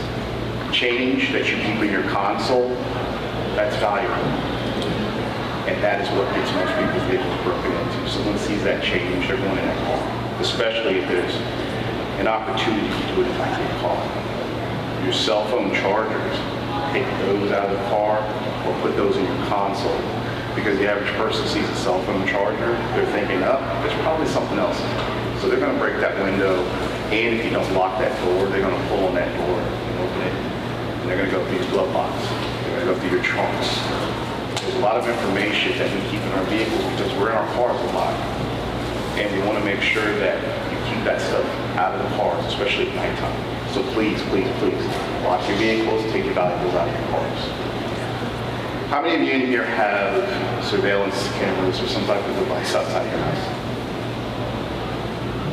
If you don't, get it. Get your Ring camera, get you some type of a camera in place out, at least at your front door and back doors. You need those things because God forbid something happens, that helps us in doing our jobs to solve that crime for you. And the only way we are successful is if you guys are successful. We all have to work together, they have to have a collaborative effort to be able to solve crimes in our community. Police can't do it by themselves. I was at a community meeting yesterday, and one of the biggest things that we had to stress, and we will always stress, is community relations. We have to work together to keep our community safe. We can't be everywhere at all times, and we do need our eyes and the ears of our citizens. If you do happen to come across a crime, don't intervene. Be a good witness. Don't be a hero. Call 911. Get good information, be able to pass it along. If you can take a picture inconspicuously without putting yourself in harm's way, do that. If you can get the description and write it down real quick, do that. That helps us with a lot of things. We've had a lot of cases that were solved simply because community members were able to give us information and were able to solve it. I don't want to take up too much time because I want to leave a lot of time for questions. The biggest thing that you can do for yourself, folks, is look out for one another. Your family members, your neighbors, your friends. Make sure if you see something that they're doing, let them know, hey, think about this. That cell phone, that electronic device, put it down, pay attention. Especially if you're riding transit, mass transit, and things like that. Because you're so engrossed looking at that phone, you're not paying attention to what's happening. And you could be sitting right in the middle of a robbery and never even know it. We've had that happen. We've had it happen in some of our stores. So pay attention, keep your head on the swivel. Ultimately, don't fall prey to, as best you can, to the scammers calling in saying you owe money. No public official is going to, as I said before, no public official is ever going to call you asking you for money because you owe a fine or you owe something. That's not the way that works. And by all means, if you see a law enforcement officer not acting accordingly, we encourage you to call and file a complaint or request to speak to a supervisor. That is Chief Newshaw's biggest pet peeve, is that our officers conduct themselves to the highest standards. And if they're not, we're going to handle it, we're going to deal with it. With that being said, I'm going to go ahead and end my portion. Thank you very much. All right, thank you. Actually, you might want to just stay on the stage. Okay. Because unfortunately we don't have any radio mics today, so Martin, if you wouldn't mind coming back up. So thank you. That kind of draws to end the presentation part of this session. And certainly, if you're going to take away one thing from there, it's look out for each other, right? And at OmniRide, it's always see something, say something, right? And maybe the caveat that I would add to that would be say something when it happens, right?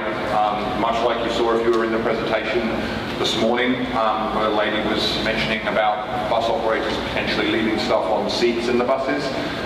We can deal with that most effectively when we know about it almost immediately as it happens, right? Because it gets lost to the annals of time. What vehicle was this on? What operator was it? And it's the same thing with the police. The sooner you can get the information to them, the better. So we have time for a robust Q&A. So if you guys want to go ahead, if anyone has any questions, put your hand up and I'll call on you and we'll go around the room. Yes, ma'am, in the front here.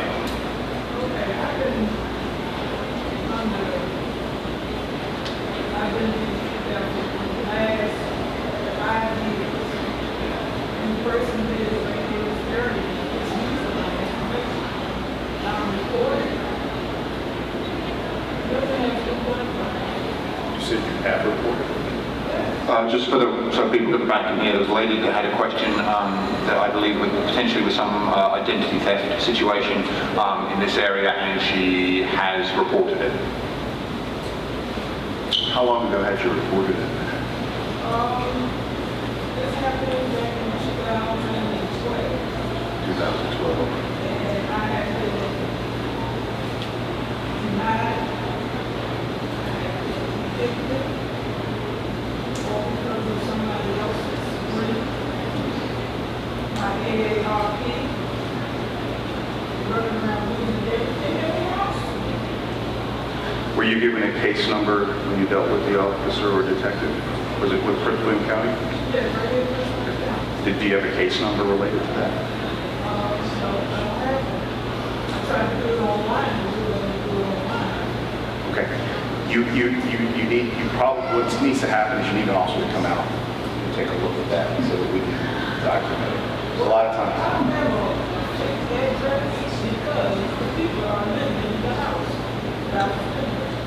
If you want, you can come across to the station afterwards and we can get some. Yes. And we can get someone. And simply because, and folks, even if you don't live here, you don't have an address, you can come into the station and you can report things. You don't have to have a physical address to report it. That's what I did. I went over here to them and they told me to go online. Okay. And when I tried to go online, it wouldn't work. Okay. We need to look into that a little bit more. Yeah, I think that would probably benefit from a sidebar. Yeah, we'll do that. Oh, you want to go? Go ahead, sir. Well, we'll find out on the AARP Fraud Watch Network. A lot of times local police don't have the resources to investigate a lot of scams or frauds. We tell people, report it to the local police, get the fact that you did report it to somebody official, And then we also tell you, okay, report to the Federal Trade Commission, report to the FBI, report to the Better Business Bureau, report to the State Attorney General's office. Chances are, you're going to hear back from them? No. Because you only have one little point of data. Now remember, the $6 trillion, how much money did you lose? Was it like $1 trillion? No. So chances are you're not going to be heard back from them. But what you give them is you give them one point of data. You give them one data point. And the more data points that law enforcement can get, then they can start investigating something. We worked something with senior Medicare Control on Medicare fraud. We had one lady say, hey, there's a $9 mistake on my bill. She reported that to the Attorney General's office. The Attorney General's office had several $9 mistakes on their bill. The State Attorney General's office went to the other State Attorney General's office, and the Medicare system recouped over $2.5 million because of that one mistake. But the whole thing was, would they investigate a one $9 mistake? No. But there were several data points that had the same information, and that's when they should start the investigation. So a lot of times you say, hey, let's have a scam. I understand that, we're sorry, but we don't have the resources. We're only one data point. The more data points they have, the better they are to investigate. All right. Yes, ma'am, in front. I'd like to say, sorry this has happened to you. This is bad. I know that's not a situation. Piggyback on it and say, if we want to use that situation, is there a way to identify without knowing that your friend said something? In other words, there's something that's telling me that my identity, is there a way to be proactive to identify that you then there is identity theft happening to you? Right, so the question was about before things get really bad. Is there anything that you can do proactively and maybe preventatively to prevent things from getting really bad? Somebody has stolen your identity. I don't know where you Well, I reported it to the principal in the town because of how what's going on. And nobody will return my phone call. Nobody. I've been there to building it on Princeton County office. Nobody will return my phone calls. I even talked to Mr. Johnson's staff at his building.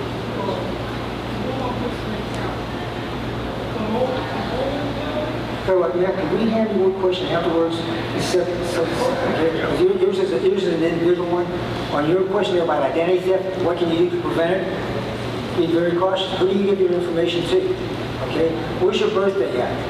How many? Is your birthday on Facebook? So again, I understand. Don't give out the information. But you said I'm over 18. Somebody's already got my social security number. How do I know that somebody's not? You probably can. And okay, let me give you an example. Okay, chances are you will not know that somebody has your social security number until you get a letter from a bank in Alabama saying that your request for credit card has been denied. And if you knew my wife's credit card score, you would give her a credit card. And then the next day you get a letter from the same bank saying, hey, your request for $40,000 loan has been denied. And she called the bank up and said, maybe put her in the fraud department, but somebody had gotten her social security number. How they got it? You don't know. But what they did is they went to the credit bureau and started trying to get loans and things like that. So the whole thing is, how's your social security numbers out there? How's your birthday out there? Think of how many times you've given that to somebody. Where's it at? Okay, I guarantee I'm probably one of the oldest people on Facebook.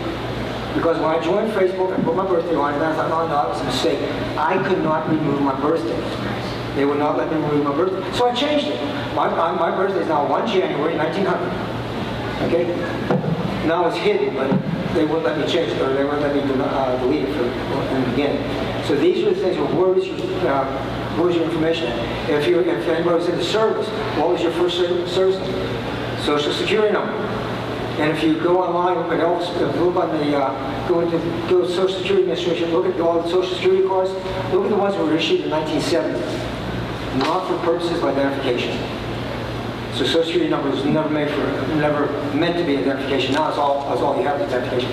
So yeah, so your information is out there, and unfortunately it doesn't matter. So when you get a letter or something that comes, pay attention to your mail. Pay attention to your mail. I think the post office has, forget what the thing is, but you can see what's coming in your mail. they'll have stuff like that. So it's really just the, due diligence and vigilance. I know you don't like the answer, but unfortunately, that's about the only thing you can do now. You will not say the credit report. Yes. They have free. You do. It's free. So you just have to space it out. Right. And you need to periodically check your credit reports. You need to periodically, like I said, check your bank accounts, mortgages, check the loans. And folks, also too, also too, if you have social media, watch what pictures you post. Okay, because if you're posting pictures in front of your vehicles and things like that, first thing people will see is your tags sometimes, and you're not thinking about that. You get a tag number, it's very easy to find your whole life through a tag. Your tag has everything about you, your date of birth, your driver's license number, your social security, your address, and anyone who's tech savvy, they can take all that information and they can go right through the system and pull all that. Even on Facebook, with your date of birth on there and your names and your addresses, pictures, they can pull all that stuff right off of Facebook. So if you do have it, it's too late to take your date of birth off of it, but watch what you post. Watch your pictures, watch if you go on vacation, hey, I'm checking into this place, don't do that. Because then that person can automatically maybe even pull stuff from that location if you're in a restaurant. So be very careful. We are our own enemies when it comes to putting our personal business out in the public. We are. We do it out of fun. We do it out of, we love life, and that's great. But you kind of have to be a hermit when it comes down to social media. Don't put that stuff out there. And your telephone numbers as well. The officer mentioned something about posting pictures out there. It used to be when we did romance scams, okay? The person wants your picture, go ahead, send me a picture type thing. But sooner or later, they want a risque picture. I used to have what was called a mother's rule. If your mother would not approve of the picture, do not send it to them. Okay? Unfortunately, now with artificial intelligence, don't send them a picture, period. Because all I need is your face shot, and my question, next question to you will be, what movie do you want to star in? Okay, so this is unfortunately, but with artificial intelligence now, they do the deep fakes and they can almost do anything. Brightly well. Yes, ma'am. We're getting ready to travel, and I've been seeing a lot of things about if the readers, like people can scan through your purse and stuff. How is it important to try to get one of those things that blocks that, or how long does it have to shift? So for the video, the question was ladies preparing to travel, how can you protect, I assume like your credit cards and this, that and the other from having the data skimmed off it by like an RFID reader or something like that? Yes, you can get those readers to block it. Also too, if you're traveling, sometimes take traveler's checks. That's a good option. You can still be scammed through traveler's checks, unfortunately. You're not 100% safe. I wish I could tell you that. Cash is always the best alternative versus using any type of information going abroad, because again, your credit cards, your check cards, all that stuff, it's out in the open. When you go on vacation, if you have to scan a card in, double check the screen you're scanning in. Shake it a little bit. If it's loose or something like that, don't use it. Okay? These are things you want to do. Also, get an alert to put on your credit card. You call the credit card issuer up, tell them, hey, I want an alert on it. They'll ask you how much money. My credit cards have a $1 alert. Anytime I use my credit card and it goes over $1, I get an email saying, hey, your credit card's been used. So I go to Wegmans, before I'm out of the store, I've got an email saying I was at Wegmans and so much money was used on credit card. So an alert on credit card, the shake the scanners and stuff like that. On QR codes, you will find QR codes now on restaurants. We'll have the menu on QR code. A lot of times the parking meter will have QR codes. Check them before you use them. The restaurant has a QR code, say, no thank you, give me a paper menu. I don't like QR code, give me a paper menu. They'll give you a paper menu, they still have them. Check the parking meter, double check on that one there. If you're not 100% sure, call the local police and say, do you actually have QR codes on your parking meters? All right, good information. Yes, ma'am. For this lady here, I was just in Costa Rica and I had my wallet in my purse and my card was scanned, so be careful. I also was a victim of something I'd never heard of in Kansas. had my car parked outside. I was going in and out of it, you know, with the fob in my pocket or whatever. Yes. Busy street. Apparently, they scanned my fob. They came back later at night. They unlocked the car. They got the stuff on the dashboard, and then they locked the car back up. So you have to be They scanned my fob on the street. I'm assuming because they opened the car without it going off. There was a front light over the house. Nothing happened. What kind of car? A Sienna. 22 Toyota Sienna. Yeah, So one thing that I've noticed about that, and I've been speaking from personal experience, this is a sidebar note about me, but I'm a big car nut, right? And I had a Dodge Challenger, right? And Challengers and Chargers are the #1 cars for that, right? Where they skim the signal, because your vehicle and key are always looking for each other, and they come in your driveway, they intercept the signal, they get in the car, drive off, bingo bango, no problems. So I kept all my keys in what they call Faraday bags. If you don't know what those are, ask any kid that you meet, because they're not allowed to have their cell phones in schools now, and they stick them in Faraday bags. It blocks the signal, so you basically, it's called a Faraday bag after someone or other Faraday who invented like this. Anyway, it's a complicated name, but it's a very simple little pouch.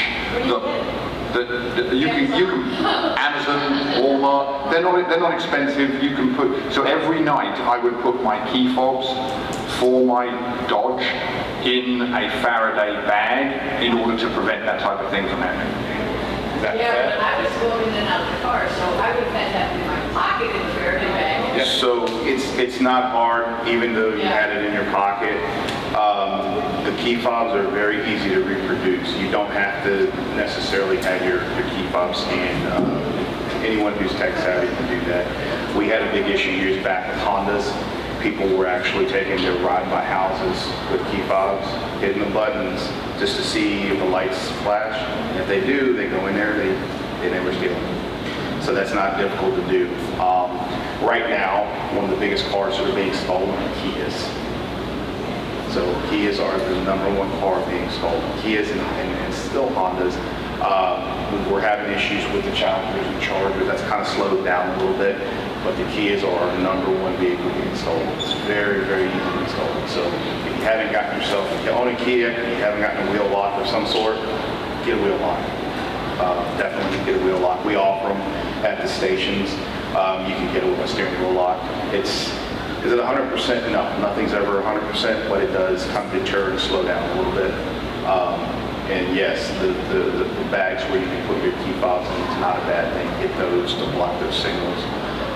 But again, that's not 100%. I wish I could tell you everything's 100%. It's going to stop it, but it's not. There's always someone smart enough to get around it, but if we can slow them down, make it difficult, then that's the best that we can do. Any suggestions for those, like you said, your son, I've got 2 daughters, 20s, 30s, earbuds that are running replaced. Any suggestions? Don't wear them. Yeah. And they're not going to listen, I know. Have them pay attention, look at some of the news clippings from Arlington and Fairfax of some of the attacks on the trails up there. Have them read them and let them know that's real stuff. It's happening on these trails. We had one recent, maybe about a week ago in Noakesville, where a young lady was running on a trail, and I think she had some kind of earbuds in her ear and she was attacked. So you got to drive it home. Take them out of the ears. We don't need music to run. What did we do 20, 30 years ago? We got out there and we ran. We didn't use that stuff. I know it's a new age, but it's also a new age of different types of crime and crime opportunity. People are using the things that we love against us, which is the music, the earbuds, the phones, and we have to just try to protect ourselves as best we can. It's not 100% foolproof, but like as I said, if you can hear it, then you can react to it. If you can't hear it, you can't do anything about it. It gets up on you before you even know it, that they're up on you before you know it's too late. Very quickly to that point, because I had that exact discussion with my daughter. Depending on how fancy your earbuds are, they will have a pass-through audio mode.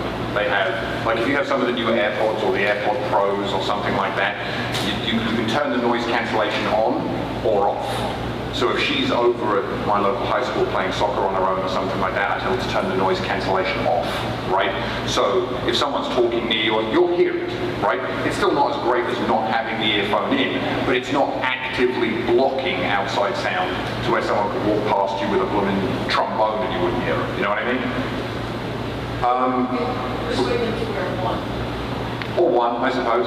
This will be our last question, man.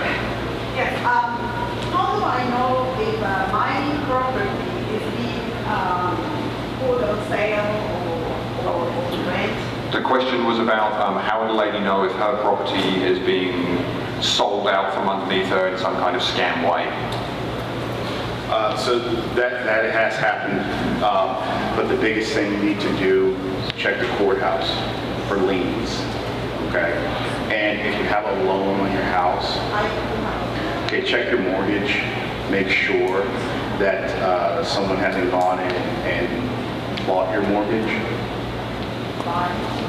People can buy your mortgage and you never even know it if you don't check.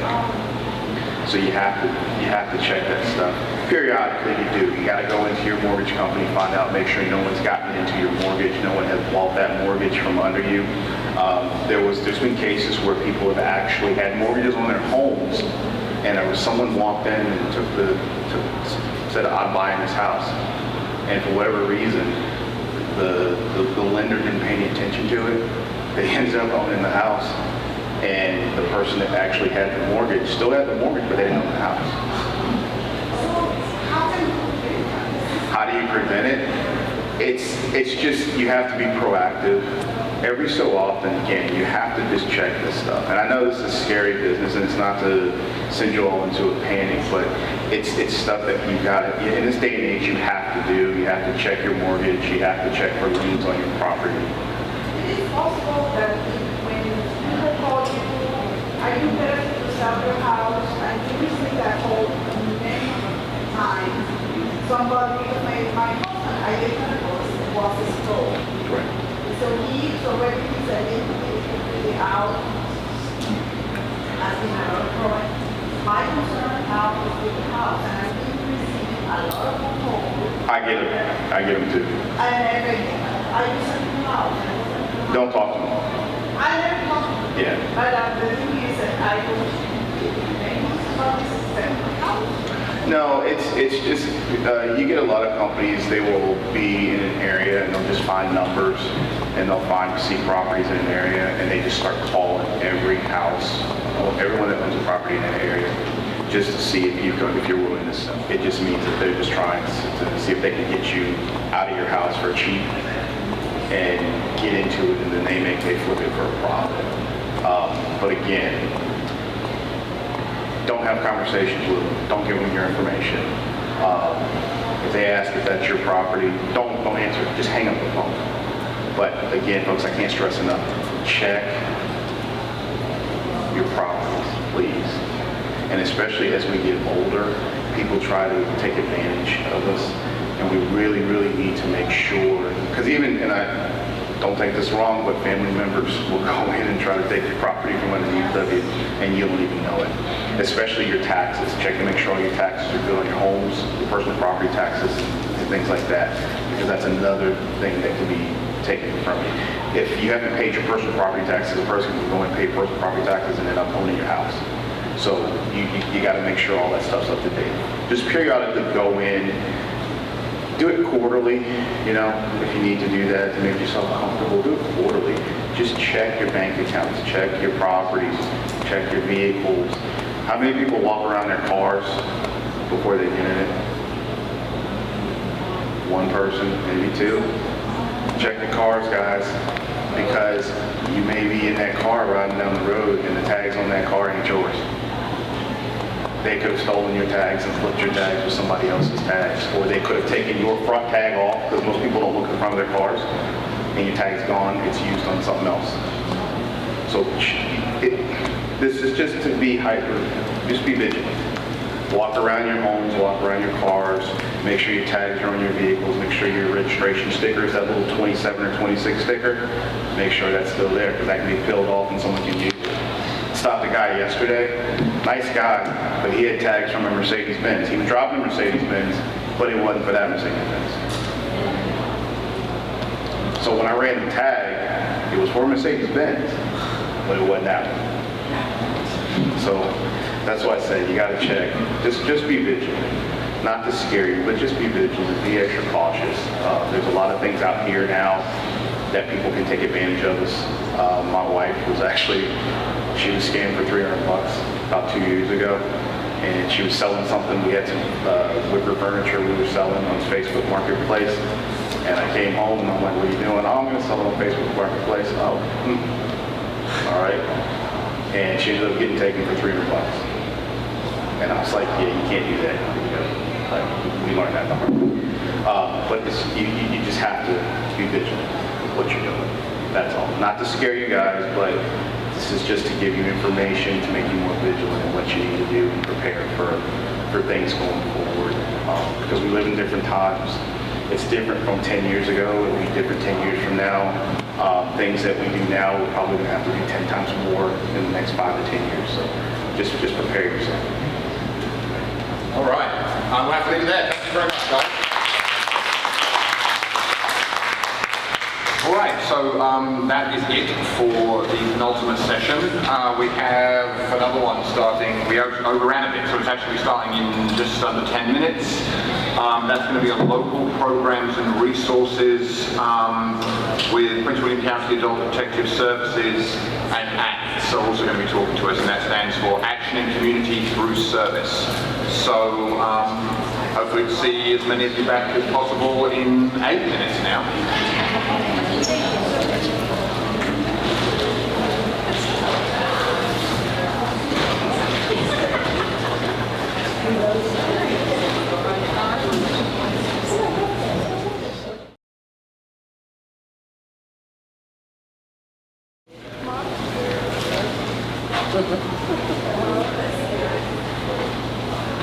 All right. Okay, so welcome to our last session of the day.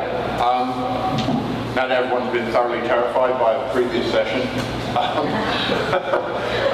we've got some good stuff here. So this is the local programs and resources session. Up first we have Lally from Prince William County Adult Protective Services, and then after that we will have Shirley presenting from ACTS, which is Action Community Through Service. And just like all of the other sessions, we're going to have the first person present, and then the second person present, and then we'll have kind of an open Q&A period after that time. So, go right ahead. Welcome our first presenter, Lally. Come on up. How you doing? I am not going to use, well, can you see me? Can you guys there you see go. me? That's perfect. Okay, you can hear me? Yes? All right. Podiums always make me a little nervous because I can't always see over them. In fact, today somebody said, well, there was a lady. I'm like, I'm still right here. There's just somebody in front of me. So anyhow, my name is Lally Goodmote. I work with Prince William County Adult Protective Services, and some of you may not know what that is, but I am certain you have heard of Child Protective Services.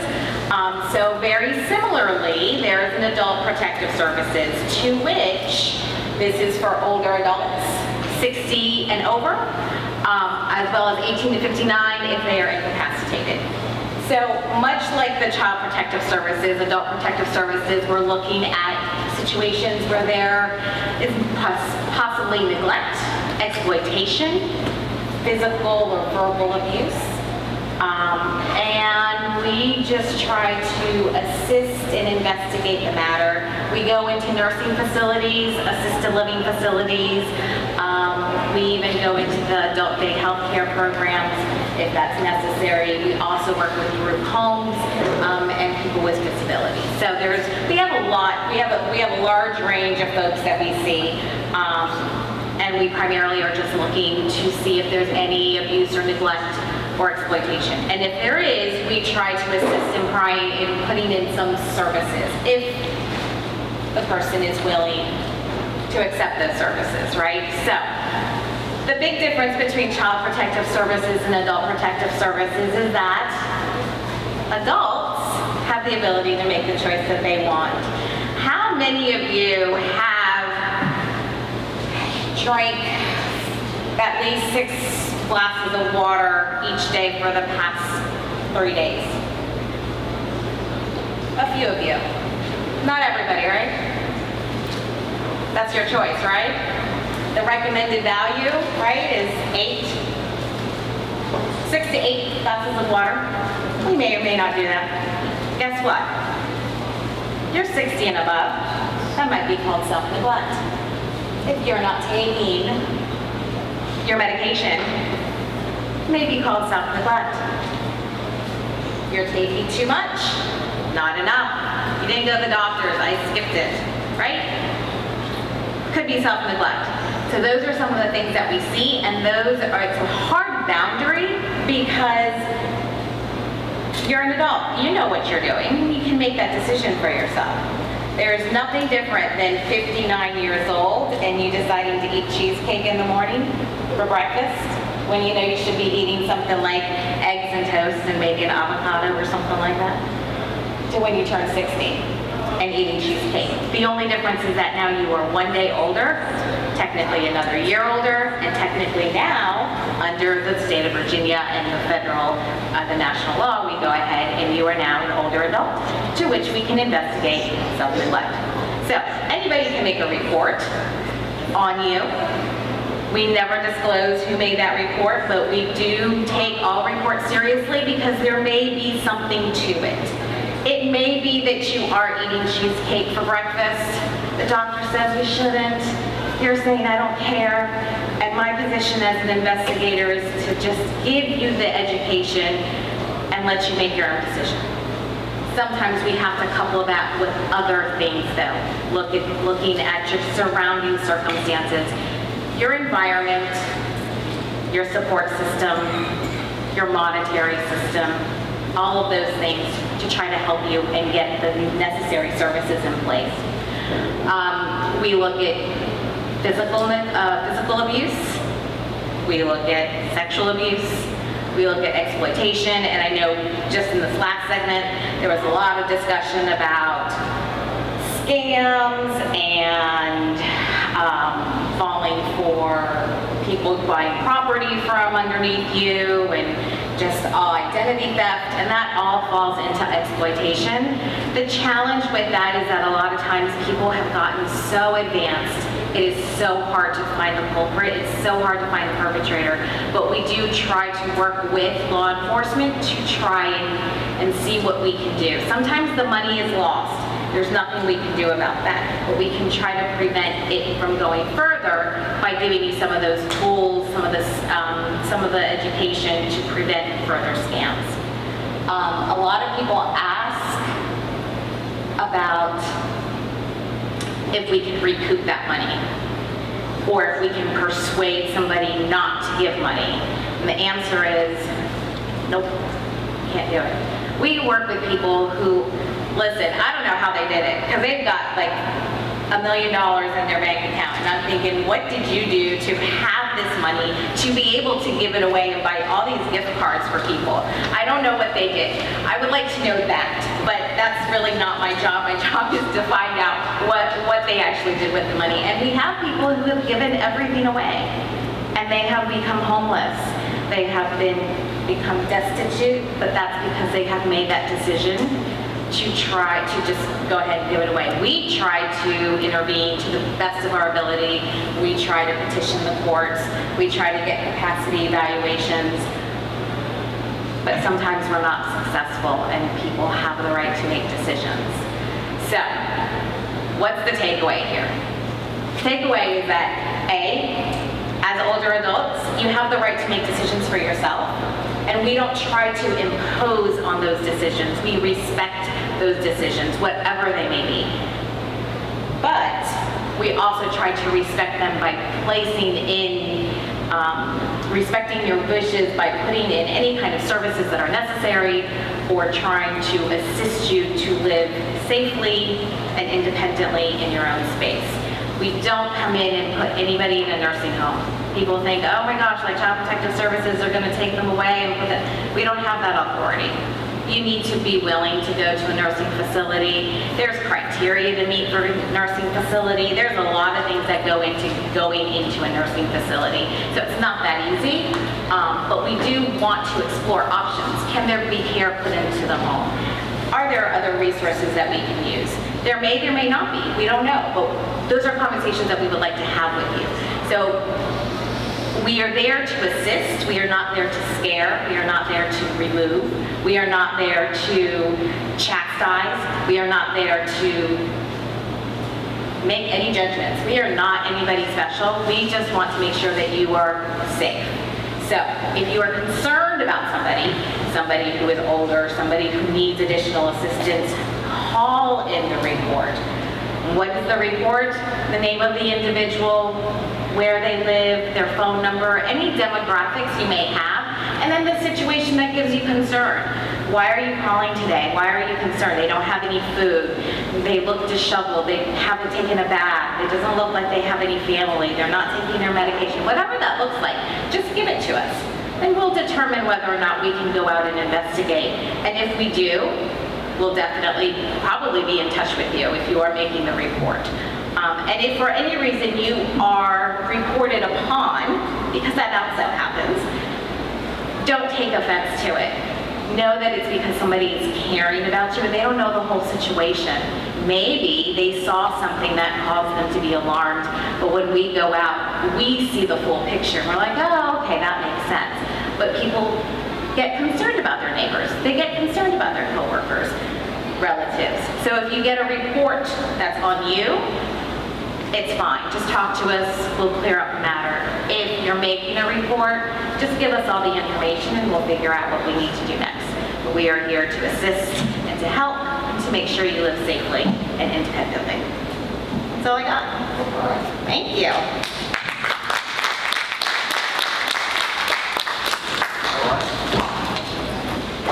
Thank you so very, very much. Thank you for making me want cheesecake for breakfast. Thank you.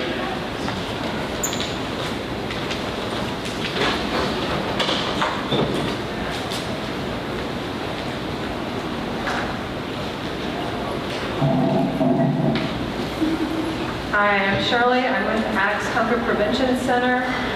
Just one of the many services that ACTS does provide, mostly in the eastern part of the county, but some of our services are countywide. Our mission has always been to foster hope, provide relief, and promote self-sufficiency for our greater Prince William neighbors in crisis. We've been serving Prince William County for well over 50 years. We are a private nonprofit organization. We do serve primarily our services like utility assistance and our food pantry on the eastern side of the county, but our crisis services are countywide. We were founded in 1969 by 13 churches in Prince William County because a family whose home was destroyed by a fire.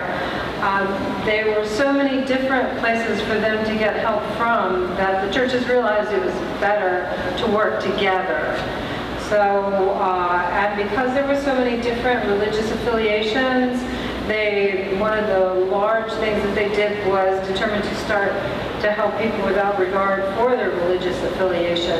And we started out with the food pantry and a homeless shelter. Those 13 churches were, in case any of you belong to a congregation, Good Shepherd Lutheran, Concordia Lutheran, Lutheran Church of the Covenant, Grace Lutheran, Dumfries United Methodist, Cokesbury United Methodist, St. Paul United Methodist, Ebenezer Baptist, Mount Olive Baptist, Triangle Baptist, Our Lady of Angels, the Woodbridge Church of the Brethren, and Covenant Presbyterian. So some of these churches, most of these churches are still active today with ACTS. We have many services to include housing. We do have a 30-day emergency shelter for families.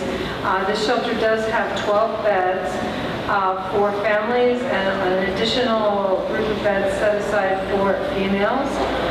We also have what It used to be called the Women's Empowerment Center. It's now the East Safe House. And this is meant for women who have been involved in a domestic violence situation to an extent where they needed to be removed from the home. And we're able to maintain up to 5 apartment type situations. We do, with the folks that are involved in those situations, we do offer casework assistance as well. We maintain 2 townhomes that we are able to help transition people into to live. We take care of the first month's rent and security deposit, and then they're on their own with help with case management. My part of the ACTS world is the Hunger Prevention Center, and I run the food pantry. Our food pantry sees approximately 900 families a month. We serve 3,200 people. We distribute about 47,000 pounds of food, and that includes 10,000 diapers. We currently have about 56 volunteers, and that's people who come in on a weekly basis to volunteer, as well as community service volunteers. Another service we provide is emergency assistance for utilities. We work very closely with utility companies to assist people who have got shut-off notices. We also work with places like Feral Gas for homeless population to be able to get for free the propane gas tanks. And also, there are times when we are able to assist with prescriptions. Also, part of the service to the clients who need utility assistance is, again, the case management quotient, to be able to help them find the resources within their budget to not let that happen again. Of our crisis services, we do have domestic violence services as well as our sexual assault services. The domestic violence is the entire Prince William County area.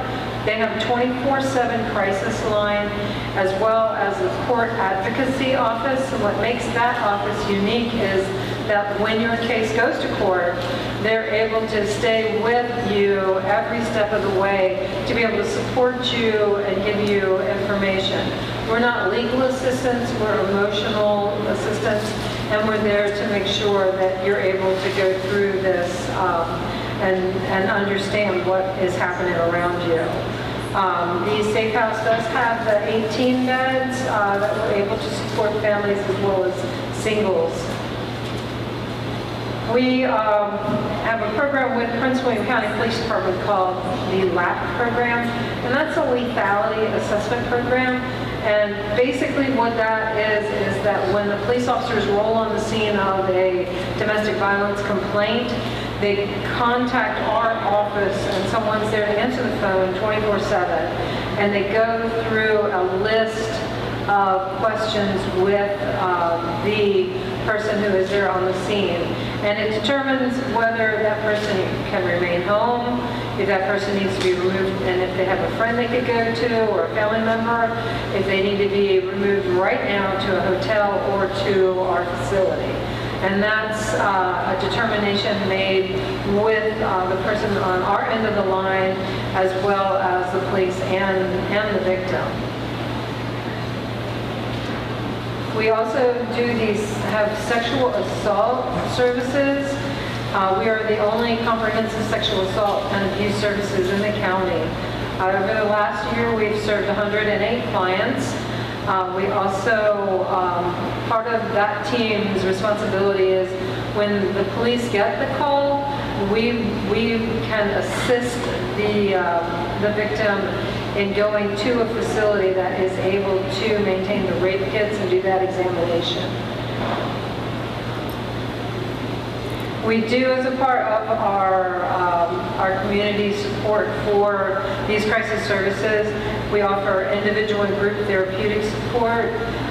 We do the rape aggression defense classes, and as well as we have adults molested as children support. 2,400 people have attended training to be able to support also within the county people that have suffered through these crises. One big component to everything we do is our volunteer system. We have volunteers that don't need any training in our Hunger Prevention Center. These volunteers work in our food pantry as well as in our donation center. And this is pretty intense in the donation center in that you're bringing in everything, sorting through it, packing it up, and getting it ready to go out the door over on the pantry side. We also, for our volunteers, have the training situations where if you're going to be a volunteer for sexual assault or domestic violence, we help you get the training. You're required by the state to do 40 hours of training. So as a volunteer, you receive the training and then you're able to work with us to assist these people who've been involved in that crisis situation. Another big component is donations, both money donations as well as donations of food. We also take donations of meals at our 2 shelters and donations of clothing at our shelter for the homeless shelter. There's different ways to give. You can also give money through our website and through our big once-a-year I Walk, which is it's a charity-sponsored walk and run. You can advocate for us if you picked up any of our brochures, spread the word, keep them with you. I keep them in my purse because you never know when someone's going to need help and you're standing right there. We have people available to speak at functions. You can sponsor food drives to benefit acts. Take a look at our social media pages and keep an eye out on our website for different news. One big piece of news coming down the pike is our thrift store. The last day of the thrift store operation is going to be Monday, June 30th. So if you're looking for a bargain, and today is Wednesday, I'd get over there over the next couple days because after that the thrift store will be closed. And that is all I have. Thank you.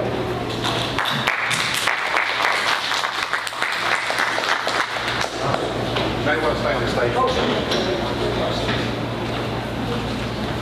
All right. Thank you so much. Okay, so that is it for the kind of scheduled programming. So anyone have any questions for our 2 people up here? Yes, ma'am. Go right ahead. It seems to overlap a little. From what I understand, when would you use adult services and when would you use ACT for preventative and adults protection is more on So the question as asked, the lady was just speculating as to whether or not the services of these 2 organizations kind of overlap a little bit. And she's wondering would you use would you use the services that you provide as like a preventative, and then acts maybe, as stuff potentially progresses and gets worse? Would you feel like do you guys work together? So we do refer, depending on what the situation is. So when we receive a report for abuse, neglect, or exploitation, that can take several different avenues. And depending on what the situation is, we may refer to other community resources. So we may very well work with ACTS, or ACTS may be working with somebody and refer to us. So we somewhat overlap in the sense that both of our entities are looking out for the best interest and for the safety of the individual. It just depends on what their goal is. What are they striving to accomplish?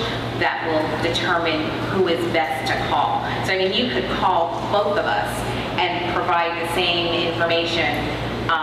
We would probably wind up getting in touch with one another, but still be working with that same individual. So I hope that answers a little bit.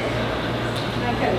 On my end, we do have a program where we do home delivery for homebound seniors and persons with disability. And as a result of that, we've had occasions when we have called protective services on someone that we felt that was living in a precarious situation or needed assistance or was being taken advantage of, or even one of our senior living areas, weeks like this, their air conditioning had been broken for the entire session. And we called several times on that one, and we're able to, that arm was able to force them into actually effective repair. So we'll step in because we are in contact with these seniors every single month. So we'll immediately call if we think something is amiss. Any other questions? Oh wow, everyone's been out here a little bit early and they want to go enjoy the heat. All right, well thank you so much guys, thank you so very much. All right, well that does it for, that's actually our final session. I'll just very brief closing remarks. This is the second time that we've done this. We did it in 2023.